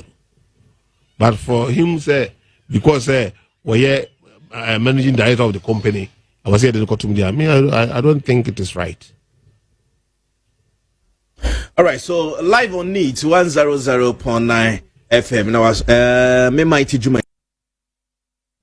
Ebusianti chairman Buttey and I yet here the same bare MPP or BBA they cannot sack. We'll share the statement from the national chairman. Or say if Kennedy decides to go, they cannot force him. To me Castle so na attention at a party no the party needs Ken. I have said this thing countless times. And for small girls and small boys na sack Kennedy na sack maza who say they should sack Kennedy no say you catch us pay 10,000 Ghana cedis best support party na ubenya we bushia kure ni koko ofuo bia we bushia for japade bia no hono ma wo mo wa wo mo de ba be sponsor party no when ya bre na ate hono na sack Kennedy sa de chi na wakogina yewra Kennedy akompre ko ina Japan ni gate no a hu MPP mpenifu a wo mo mache ebu kotodwe ebo demu e pacho se yewra akompre ko mie dan no na wo mo bepa ne chew se mani nko beebi a ebeji winsem somebody amano 2028 akompre ko o si showdown na akasa no o de be ma mu 2027 ye ne de eguso wa atwenye mu de obeba bonti o de be ba betu dwabia no ye mfa enka me mu ye be ka na mu nyina no maso etumi atibe me guest for today na the studio ha ampaya ebedwa me communicators no honorable Barry no okasa de ma the new patriotic party so na Michael Opon wono so ekasa edma National Democratic Congress NDC amanyoko no me no mo ene ba betwe enkomo ende Michael akwaba Joso bibi aboko di wacho bibi aboko na so nyame adomo sha se aboko se ya na so Michael di odaboko no nim kasa na hit ne bemu sare dia edog yaba bibi aboko iswada roba yes is mu opposition nyina ze no ko hwa ye de na o ma mi hu sa no mo kika de nyankopo yes wo bapa ka bi pa do ba si ani manu mende no just me cry jimi say nyanyo kre mon ka ye yo eya no kre nyanyo kre nice evidence na ye de ma me na o mo bo a e koma de boys de nyizu amemu we hu be da ye de e mo di wo opposition mo ade e mo di o so ya be say mamba 2028 de e be si no Michael mono mudi de no. Omuna di de o. Ina never Michael o ba ye say nya nanka minim say we ka ye friend say let's do so say. Michael ba na sa ka na di ne si. Na wo hwe na mfunu nyina. Mudi butu you. Ba to kama. Na yes o yi ni ti kra bia no ko yi ni se wasasa ho. Oh. Then to be friend Michael say madam pacho my busy me fro back kwa me say hey Michael no position na me ne wa o ti be bu ba ba be mu na say abaya o ti me discount eco discount ga no boka de e be de no mu I was here to the guest for today and I mate one more and can yen say mom re no ye be remu straight with your stories for today but mama for gold board the no emphasize here and rather and I make catch am say e yade a Alexander Afenyoma case and what they say bia ba bonti a watch so kopie mu gold board hono ne dia e kapa just as Sami Jemfi wa bono anya sem to the stand say the security man kra no e yade a wapame no e di efru hono and am no so nti no Sami Jemfi ba wonte be ka so upe wo bia wo ye bitter ye papa dia Afenyoma case ye wo ye bitter kasa as one was sere so na just we chi no wa ye ofon fra no dia sansama just Afenyoma case be ka ye nyina no nukura bia da enim and Afenyoma so ba bonti a wa ba responde to Sami Jemfi said David Sami Jemfi de say me aketwa no I do not hate you. Michael Mamiti will take on this issue. All right, the edi kan mechia etie 43 obi bi ode na feed na to Kumasi online TV me den cha kese be ma me papa Yura John Dramani Mahama me maami Jina no Poku Ajiman ene NDC mpanyifo ni na titiri lawyer Sami Jemfi lawyer Abbas ene mumi Kaborik on the sa issue we ba out no na Kumasi online na me pese me can be okay but me won say MPP party they are very stubborn because during the time omode losses beto year so somewhere around January no ye tia omo ati ase obeka ya lawyer Sami Jemfi by join news be blast omo hands down and they were not able to defend themselves because what they were saying were lies but it seems as a still no mo do many esi me blan so I have to say some. You see, no matter how many spirits plumb to a man's death, it comes to nothing unless his personal God has a hand in the deliberation. The desperate attempts by the MPP officials like Afenyoma Ken, Abena Hasari, any MPP for no, our person more tarnish the image of lawyer Sami Jemfi with gold board no, it won't work. Okay. Because lawyer Sami Jemfi has proven at all time. So he is one of the assets to national development. And as a youth and at age 37 years, the gold board El Shen and Sano, Wama Ghana for any NDC are buying NCNC form.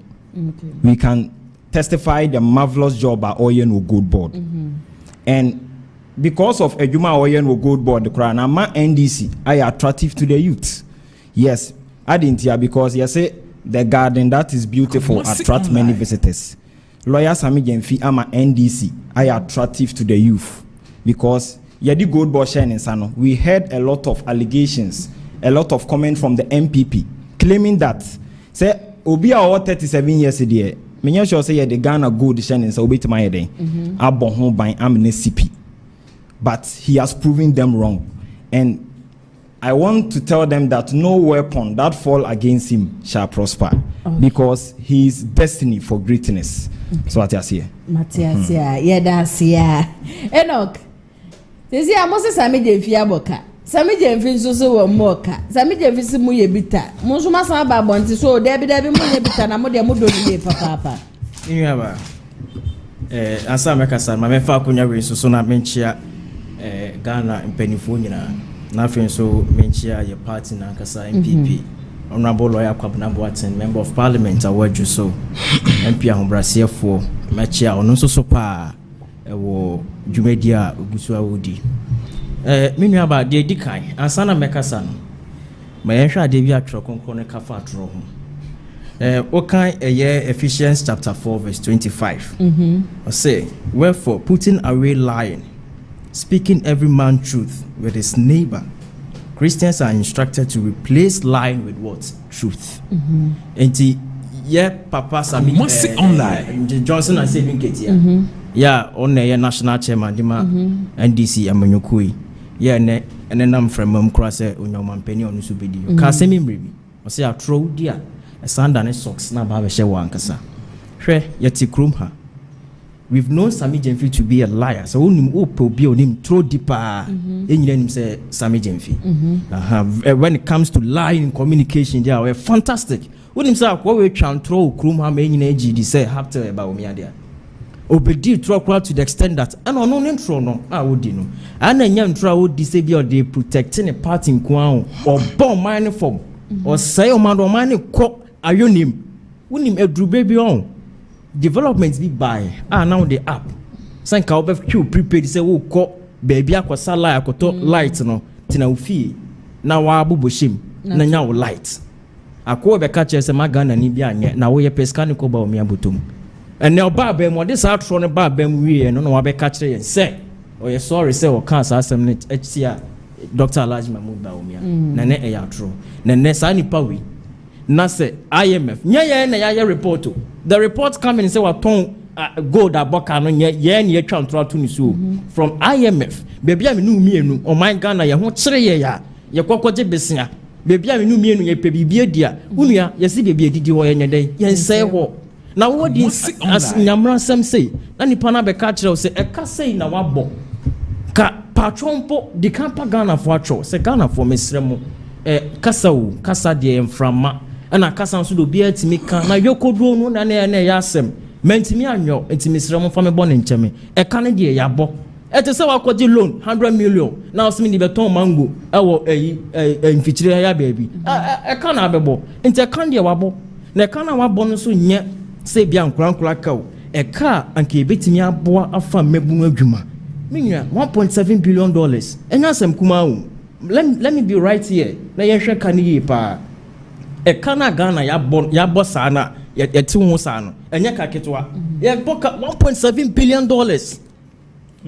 Hey, unim education ministry yentimi amfa a teacher for adwuma oko health ministry yewura kwabna mita kando e ka se sika ombe hia ya ko metimi asan dia fa emabunu adwuma eye I think about 6 billion Ghana cedis pe says kawe say ye de ma aban no e de says kawe ma Ministry of Health and akomode employ nurses for mutitifie enya adwuma ya unim say eka 1.7 billion dollars na say o man Ghana ya bo a ye nya so mfa so ago waste no anka 6 billion Ghana cedis and nke yi free says kawe mu bi de ma eye Ministry of Health and ye fa nurse for adwuma anka adwuma nurse for na ye o say go make tax menu aba anka ombe kwa kudi dwa wo dwa so nta abani be make profit through taxes are osan de ma wo mo no out of it akekamba na we de 1.7 billion dollars IMF ne kan enye afenyo market enye abnose asare na enye edin obobo yi mu bia MPP official bia na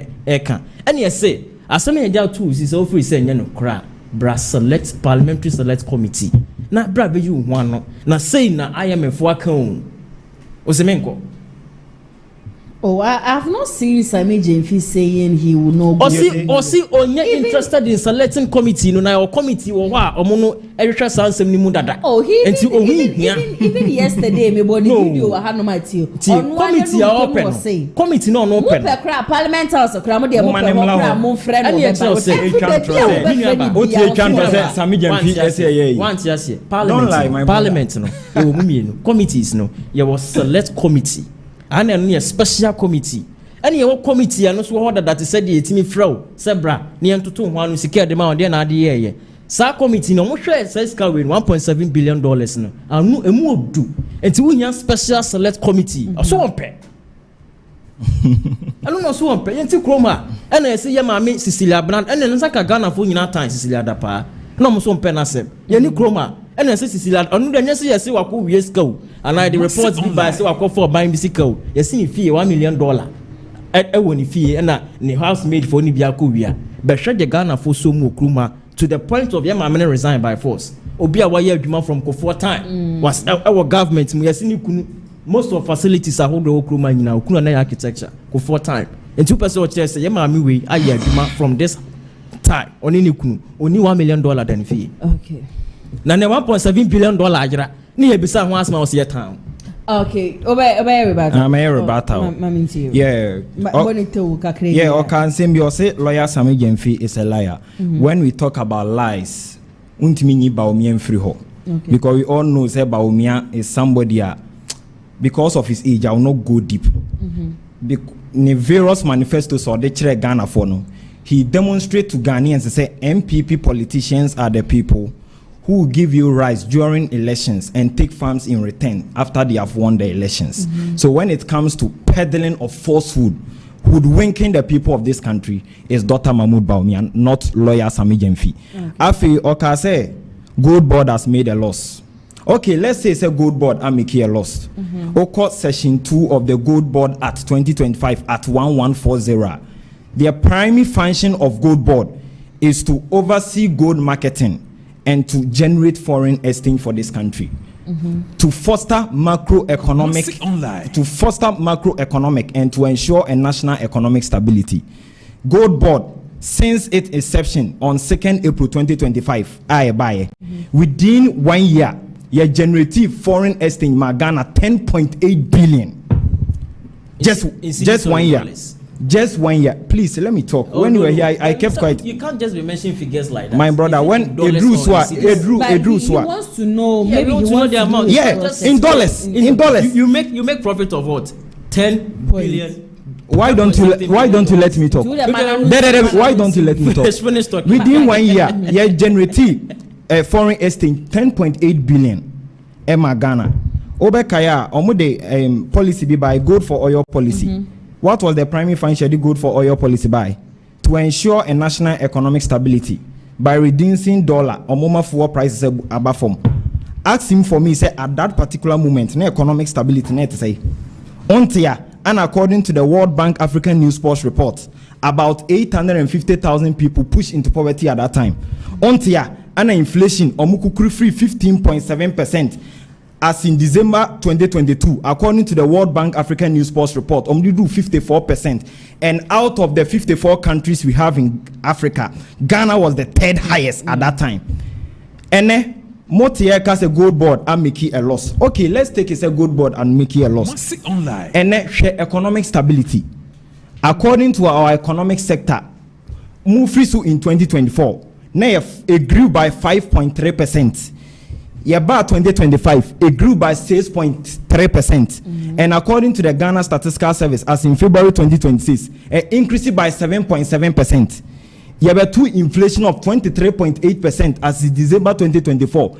And now, this is the first time in the history of Ghana inflation, a declining 15 consecutive times. Minim Shekran, as in July 2026, inflation at 4.6. Yakuku from 23.8 to 4.6. Obekaya, your credit rating, an international agency UK, you're from Fetch Solution.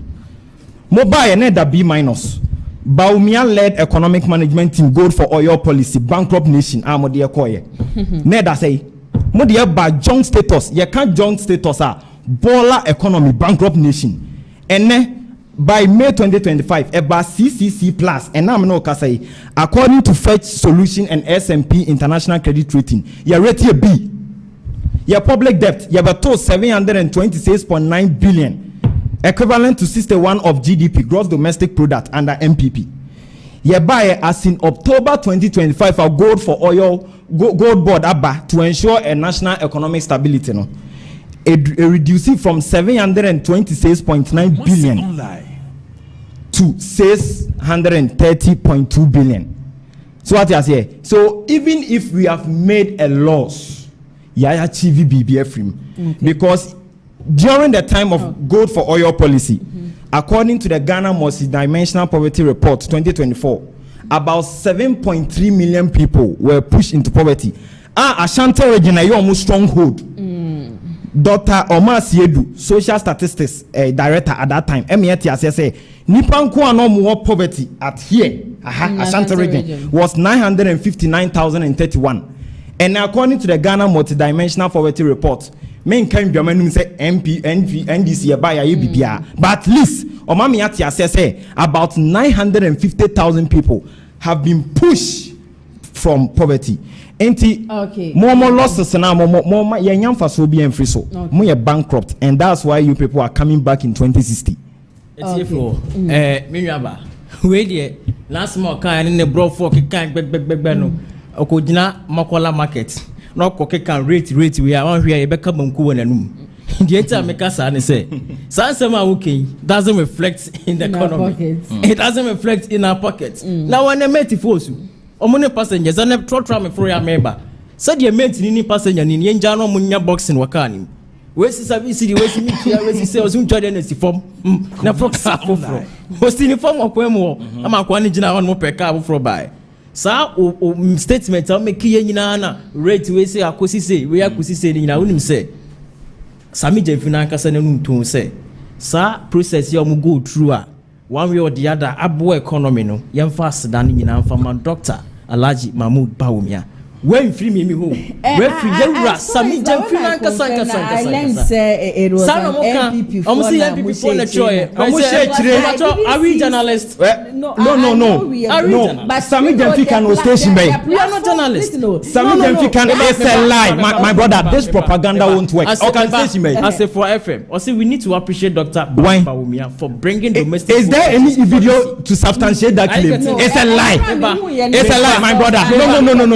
No. When you were talking, I was quiet. I don't interfere. Maybe it won't work. This jam won't work. Interfere me. Opi obeji Sami Jemfie di okroma bia no. Na wo se nipa mi nim. Maybe Baumia de betima ginedi. Yadim kontompo fra wani. Baumia de betima ginedi. Nipa wo de wonim hwe kra. Nipa obeka kire wo se. After nipa so mesidia. Na nipa no se twa no obeka kire se. Oboa na nya ne de bia. Na se ne sa nipa obeka kire wo se. Onu na timi aton gold. Ama enya fa so 10 billion. And on mampani epe $300 million. Eja fund free SHS. This year go bobisia. How true is this? So it's not true. So can you substantiate the claims? Oh my Ghana yetia. Here $10 billion. Awo my muha. Na see ye ko bobisia $300 million dollars. Na asane dia fund free SHS. Otu obisa wo say na asemwe $10 billion. Who continue $300 million? It should tell you it's a lie. And you what $10 billion. And yet you $300 million. Say you have funny free SHS. Free SHS. Yeah. Uncle Bobby Sian. Yeah, Bobby Sian. Money sikan and yeah. That's what money. One more percent. Or money to $3 billion. Or my $10 billion. That's a side $10 billion. Nya kwati $300 million. Nya sa kotua eho efaswo ama baby akwati free na. Minu mi na o say ya dwene ofam. Oko session 42 of the Gold Board. Amu di adwi di agro. Me say oko session 42 of the Gold Board. What's asem no abopusa. $10 billion. Embo posa. Odi ato. Say me kwati be $300 million free baby. Na me tua that you are doing. Insi hu ama ban foforo wa bra. So you have to substantiate the American me boa. Me say oko session 42 of the Gold Board atta. Eho ye publish it, ye report bia the baby since from day 1 to date. Go and check some boy. Say have you checked? To you they can publish. They can publish it. Have you checked it? Mr. Dr. Ma, because Sami Jemfie has lied before. Before say everything now. No. It's not that he has lied before. Have you checked? The evidence I have now make us say IMF which say a boka $1.7 billion. Very good. And this I see Gold Board in Yanfaswo $10 billion. Wait. But then again, I think that this whole thing can be made short. So whatever committee be about to Sadia first Sami Jemfie, he should be ready. That's why you told them say more parliament. Yes, catch on some parliament. Na ainfa na ya trust man mbra. Yes ombra. Na yan question mba so hwa abna osasa. Mo kan no ainfa. Hwa ni na manisi ende na oka den. Ende na sembe na oka. Definitely. So we are just waiting for him. Yes. Now even if I were to justifying what join you, how much more parliament you go there. You go make a loss. Join you the Tipan parliament. Or make it lost. Join you the Tipan parliament. Make it lost. I'm telling you. Make it What the media station never compare parliament. I guess you. Below belt. Ghana for $10 billion. Yes, you have about $300 million. $300 million. And I make sure say you publish it, you report it now on your website. So go and your calculations for on your other $10 billion. But $300 million. Okay, so let's just wait patiently for committee. They say about on Sadia first semi-gen film. Masha for nyina no bibi bia na sibia na friend come me ba betsa na ma pensen ni nyina mu. Ede amamo yewra ensemene mu dia na cha say I am now your official petition receiver at Jubilee House. Nana ya janto a NPP mo how name Nana ya janto pa. You need how with Nana ya janto. Okay. I saw a presidential staff. But the Jubilee House, yes, presidential staff. Also cry way way office Julius Debra. On one side Agyapongs is on a petition receiver. Yeah, problem was not say bia Nana janto na ebeja na fine. That was all the problem. Okay. Na uti the honorable leader, minority leader Krakaya. Not or expect to say petition see the abano. And young one was in Kabian Kebabeji. Already I think you can be count. And officials being count mra. Now come on Rambeji. And Uncle Bassa. But when it's not the first time maybe seen. So what I say? I say after new marking said did I want did not them. Now saving Pumiamba. And ye MPP for near respect ye musru yamen and ye may be or ye fire same one. Anka adia ye by ye why ye. And nobody. And they say a catcher say we are useless. They're in area. We are useless area. This woman sat on TV. And some men one come for President Akufo-Addo. Yeah. You know we have videos no. And some come for President Nana do a very good man. Very good man when it comes to criticisms. Very good. Unim Obian kasa men criticize Aban, but making sure say constructive. Sure. Say Aban cry or do evidence one criticize one or chia. Penny for crosses the ultimate names and chia. But say who make you on constructive criticisms about someone to the point of nipping personal lifestyle. Now memetia who be one thing about president, our life is personal lifestyle. But when it comes to leadership, we're very poor. Very, very poor crowd. That's me mediano. Okay. And Nana ya jantuano obini ni problem. There for new markings squad can say or can be too radical here and I say or can be so the good numas and I say moving. The mum na in some our conscience say Oban Kapo be can on any bra. Omo quite a petition at my Bank of Ghana, meaning maybe sana demonstration bisa. Omo kono. Bank of Ghana petition they were expecting the governor of the Bank of Ghana to be there at that time. They didn't even give the petition to the person who was available. At that time, I'm catching man is a man here nobody. Or no be man is a background noise. I is a lawyer. The lawyer no in or sign ex security personnel. And tina whom GM na Bank of Ghana for our friend. So the name do war efa bambo hun sen 17 umbra no me Bank of Ghana. And decided power we kwa jimu petition. Mutimi rejected some of our petition in mano. Why? Because mo pe governor na nkasa the Bank of now the governor no ya Denise was on BG petition. Now the catch out say we nobody awega. Okay, Michael. Yeah. Answer me this issue no so no. I was correcting on your maybe now or kase gold board yeah generate 10.8 billion. Oh me catch it webi, but I want to tell him say if he have read the gold board act. Gold board no say brought up. Oh, if you have read the gold, my brother, if you have read the gold board act section 42 2025 at 1140, all our audited results, our reports is there. So you can go and do your calculations there, whether what we are saying is true or not. Okay. So as I say, we base our things on facts, not claims. They all any claims, any facts. Thank you, Massa. Boka, you're a Canadian account. Or can say me say or say President Mahama personality bar na just like a bad leadership or a poor. Or call MPP party anymore. When it comes to leadership, it's very poor. Senka. Omo ewo good leadership nka party ni mu ncham yensam. Number 1 your MPP party na nkasa wo ho. Party mu ache 6 your Kennedy Agyapongs call for your Baumian call for your Kofon call for your Alan call for party a emu asa ache eko afrafranto party a san call for na asa akogu the base. Into mono like money system nim. Into when it comes to leadership, you people should just shut up and you can say mubi manokra kasa. NDC when we see muache adinti I said the battle of the grasshoppers is the feast for the hawks.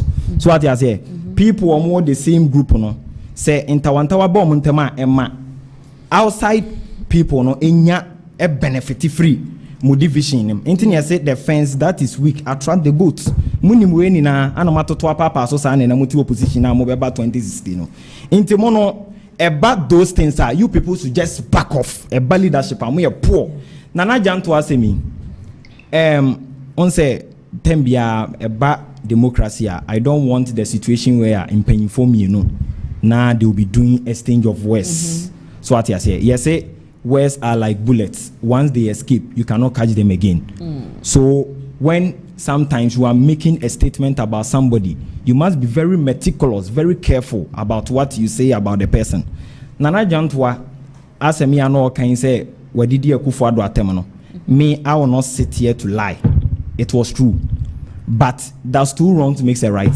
the fact is say nana jantwa a year no edidi Akufo-Addo attempt from 2021 to 2024 there about doesn't mean say me Michael Obama na sa afenyo marking ASM so me koka say he's nobody it doesn't make sense so what you say so as respectable citizens we must respect each other for peace you see two leaders does not stretch their tank in public for the sake of peace so what you say entitem bia no momon panyifo momon na mudi anim so what you say entimu ye bibia e wo say mu ye bibia in according to said be ye be ma youth ni enso ye dey ye besua bibi but remember because we must all remember that the footprint of the ancestors will always guide the wise into their more ye no any you be actually into everything. Okay, yeah, last and final topic for discussion. Beckham, you have abandoned major promises upon Komatels NDC government.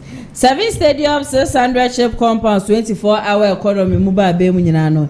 Yemfa Ona meba. Mo bosse no. Where I can just 5 minutes of 5 minutes. Oh yeah. No so buy you. Topics ni Well topics ni nya. Onu ho. Ma kelo jadam ni na. Ma kili ni na. Jadam ben we raise our go scot free. Yes. Yeah, me control. They say Yera Malik tell you ko jina baby say yeah, about 1 year, yeah, fulfill it all year, you know. I was very disappointed in him. Okay. You shouldn't lie to the public. And never to you go so what I say, you shouldn't lie to the public because although there are some promises I yet made this so baby or high intimate this so you must be fair to the people. Okay. You see, presidency is a serious business. So when you are voted into power, you must not take the people for granted. Sure. Because 2,220 days, which is 8 years, Ghana forbade me the 1 day as you form. And it's a winya platformer, and you are being said because of politics in tea. Oh, Baby control a hoodwinke the people of this country. As I any MPP, I pay. Yes, Adiano. On say on. Yes, truth is like a surgery. It hurts, but it heals. But lie is like a painkiller. It gives instant relief, but hard side effect forever. The wakano, ebi abe free say, oh, me dem can we intimidate. That you be no you be use against you. So what you say? Enti mesre ye papa Malik Basinteli. Send one kasa di ni biem. Because 1 year you know, me kasi ya dini na so. At least we have done far better than the MPP. 7 stadiums ni yenye. Mechanical. Yenye. 600 shape compounds. 24-hour economy. Stable. I will not lie. I'm one of the finest communicators in this country. I will not lie to the public. So what I say, I will not lie to the public just because of say me NDC na MPP ninti. So what I say, anywhere, simple. That inti san yoma we na me pese. Me various communicators. So when topic be say about Bontia, they shouldn't lie to the public. The anyone and meka emegu when him say because gu when him say all say within your reputation was if na and yet pimpanyfo no mo ho no on we twantro ni wi a osole kwa on fan who be mo oh na be face the consequences no. And in the world of politics and you see he who trace in pepper should not put his hands in his fingernails. It's very dangerous in the realm of politics no. Is very dangerous because everything you do today, one day you are going to face for the consequences.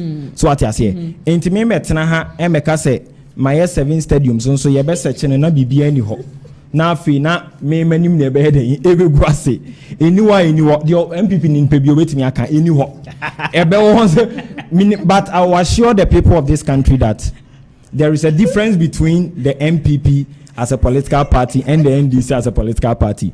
We will make sure say by the end of 4 years every promise they share your manifesto we will fulfill it to the will of God. Amen. Okay, amen. Obeko heaven. My who said beyond politics now, make us say there's a nation to build. Yeah. And I'm going more that mindset. Also a mindset nibi. Edru baby yemfa politics sem to on nationalistic kakra. Aha. But still na good board mesa ko ndima sana mesoma to aso. Gold board no. Okay, say sika abanenya out of gold board kra $10 billion. Enya no kre. Figure no wa. 909.71 million Ghana cedis. Oh really? Aha. Enya $10 billion impo. Now someone they say who? They were $10 billion. And I have business $300 million. Nyakucha tax is never true. Really? It's never true. Oh, really? Na sika kure de ma omo no ke this kind of Ministry of Health. What him say come 24-hour economy committee me ayo that ministry. Next is for a goofy way. You discuss buying the ma gold board. So on fanye na juma. That is seed capital the ma omo 5.44 billion Ghana cedis. So it's ka we ka share o de kakra pone kakra ma education ministry. And now the kakra so ma health ministry wa me come choose society America 24-hour economy ke bia ka wetimi ayempo ama wetimi aka say oh nurse is funny be kwa adwuma ni ade but he couldn't do it. Oko City News this dated 24th June 2026. Or say gold board generate over 10 billion from gold purchase in 2025 in the adena we control me crowd the massage o station be na kan wan asem. You see, say macho in National Association. And say, am I lying? No, I am justifying my point to the people. And in 10 billion in 2025. Make answer was me boy. My brother, don't lie. You have been exposed. And you no kwao. This sounds so obetima ko go board on my website. No TV3 any. Not the TV3 anymore. 10 billion and that one. You are lying to the public. You have been exposed. I don't have a problem. So why are you trying to tell? I didn't catch him said 10 billion. I'm a kind meme boy. The Ghana gold board generated over $10 billion in foreign exchange. And small-scale gold exports in 2025. In 2025, 1 year. Across operations from January 2025 through May 2026. You get it? Don't lie, my brother. Don't lie. 5.843 metric. Don't lie to the public. Of gold, totaling approximately $10.8 billion in total foreign exchange. You now see the difference between the NDC and the NPP as a political party. Now, surplus of 5.45 you see, you have been exposed. Ghana cedis for fiscal year 2025. Economic and financial report. Thank you. Economic and financial report. Yes. So are they lying? Okay, I'm coming. You have been exposed. Oh, I'm coming. A thief is always a king until he's caught. Oh, a thief is always a king until he's caught. Thank you. $10.8 billion. $10.8 billion. And IMF. $300 million. World Bank. Financing free SHS. Now, Ministry of Health. We can say how many times on IMF. IMF how many times? Yeah, entity be generate $10 billion. When you go for oil policy. Did you say 970 million? Yes. Okay, I think that one is gold board generated 970 million in non-tax revenue. You get it? So there is a difference. You must know the difference, my brother. I'm coming. When you are coming, do your checks well. Do your checks well. Let me read from gold board. profits made by Gold Board. Don't try to justify yourself. You are just wasting our time. From its core operation. The most meaningful figure. I was talking about foreign exchange. Look at what you are talking about. I am not talking about foreign reserve. It is two things. It's two things. I'm talking about foreign reserve. But what he said, the 10.8. Madam journalist, now one year, I know 10 billion meboa. It's what? You have been exposed. 10 billion. He said 10 billion. Foreign exchange. Foreign exchange. Yes, that was our function. Foreign exchange. That's what I'm talking about. Oh, master. I am talking about the core operation, which is the figure. I'm not specifying meaningful, which means that the fact. Last topic in the one cash. So I can talk about it. Just 30 seconds. Okay, let me talk about it. One, the person in Ghana for NDC they have nothing for this country. Okay. One, I'm promise I'm kind. I'm dead. Semi NDC ni ba waja tum so mutimi nya ba kokora. De pa. And a 24-hour economy. Now you core campaign message at the market. So what you say? Polytank who draw me as on Bema Kuku for Polytank in our papai. Area chi. Omuka say senior high school bia o messing kukobu kakra ho. Ama SHS phone call let me anya mponchine nkokone nanko. San kukobu no sunsu ato ama nnuana fo enso antimi amaso. Me pese me mamunya we Ghana fo nya rehemu se. Nipa mu betimi amanyoku oba aban mu a otimi di mfasode ba ma mabunu nyina ansa timi ka NPP aban na munya abotre mai 2028 ye beba power ni abeji o ma free nkwansum ya ye nnuanu asande o mawura ma yetimi ton sika kokko san boka sika kokko ni aton san boka sika kokko. Okay, Matia Michael meda wasesa so ene Enoch meda was eh we dey makai pa ma beni say nyame ya do dey to aba no na various headmasters no obema wo mu sika wo ponche politics there. Yes, get to make comments ni bia ba. My brother NPP man, please don't follow Baumia because Baumia is a liar. He lies too much. Don't let your NPP people deceive you, please. Be like Kennedy Agyapongs, always truthful. You see, shame unto you, NPP, never. Okay. Now I ask, what do you know Ashanti women have cares Badu Kobi when they go to washroom? I am 100% Ashanti. How can you insult my mother, innocent person like my mother? Next time, okay. Ken Oforiatta was born in Ghana in his youthful days. He has run away to Obiman show NPP there. They are wicked. I think say comment in here. Everybody please, who is the former CEO of Gold Board? The former CEO of Gold Board. Gold Board NDC for by Yaneja Womu Ekreti Honumti. There is no former Ibia de Gold Board. And do you know all the NPP NEC members in their corrupt case is in the hands of Kennedy Agyapongs? If they try a move, then they are naked. You yatia. So far things are comments maybe Ababanom. And I may mama and unfortunately and streaming live on Kumasi Online TV. That day you know I can say Oba Kumasi Online TV na you streaming ya subscribe to channels na kanin no Oko Thick TV ya streaming live e wo honum saso and a friends of Ken so you streaming live for honum. You can also join us from Mondays ekosi Fridays bia e wo Facebook Thick TV Facebook Mondays ekosi Fridays bia no 2 p.m. ekosi 4 p.m. about 4 p.m. kwaya na me be phone lines no e de tumba unfortunately no mentimi NBA phone lines no amfanto me shemo basa nyame ya do ma china e ya de maybe phone lines no e de ato mo amode madwen hye ba ye nyina no twedi ampo nyankopon enhira mu nyina ye papa jume ko bia da roma e na me di showdown jumedie no e be so mo e ye Danis Garage ope ka ti apato de a brabe hu Danis Garage ane brabe jo de say Tacoma V8 Land Cruiser ne de keka ho nyina no wo mo e wo bi e wo ma share Monday sa ko Saturdays no ade a wo mo eye ejuma obetumi afre wo mo anaso obetumi so aba wo mo ehira obetumi aba bebi o mo showroom no wo Kumase Askwa Community Amas na edi inhwenim 0550623377 obetumi afre Danis Garage wo number ya mabobosue ede amasaso na police band for so eso masia na betumi ede dwumadie ebe show mo bo sha hodro agese NDC amanyoko no abema wo mantumi ndi 24 hour economy and na to nsuom no wa woni adwuma ye me patro entena se ntwen kase bia wo twen se ndisi fo e be ba be 24 hour economy no wetumi nya bia ye da bi tushumi ka kopie mu e wo misi aba center mrom kumase kona kwaje police ba mi bi na bra beton ye chese nkuwe ye kama na se dia mafo ani je ho no hu se ye wechi na mu tutu se ye osisi se ye okotodwe se ye wonsa wutimpo ye o ya wote kakra bi na de fofa wo mo maso trust me wetumi adankasa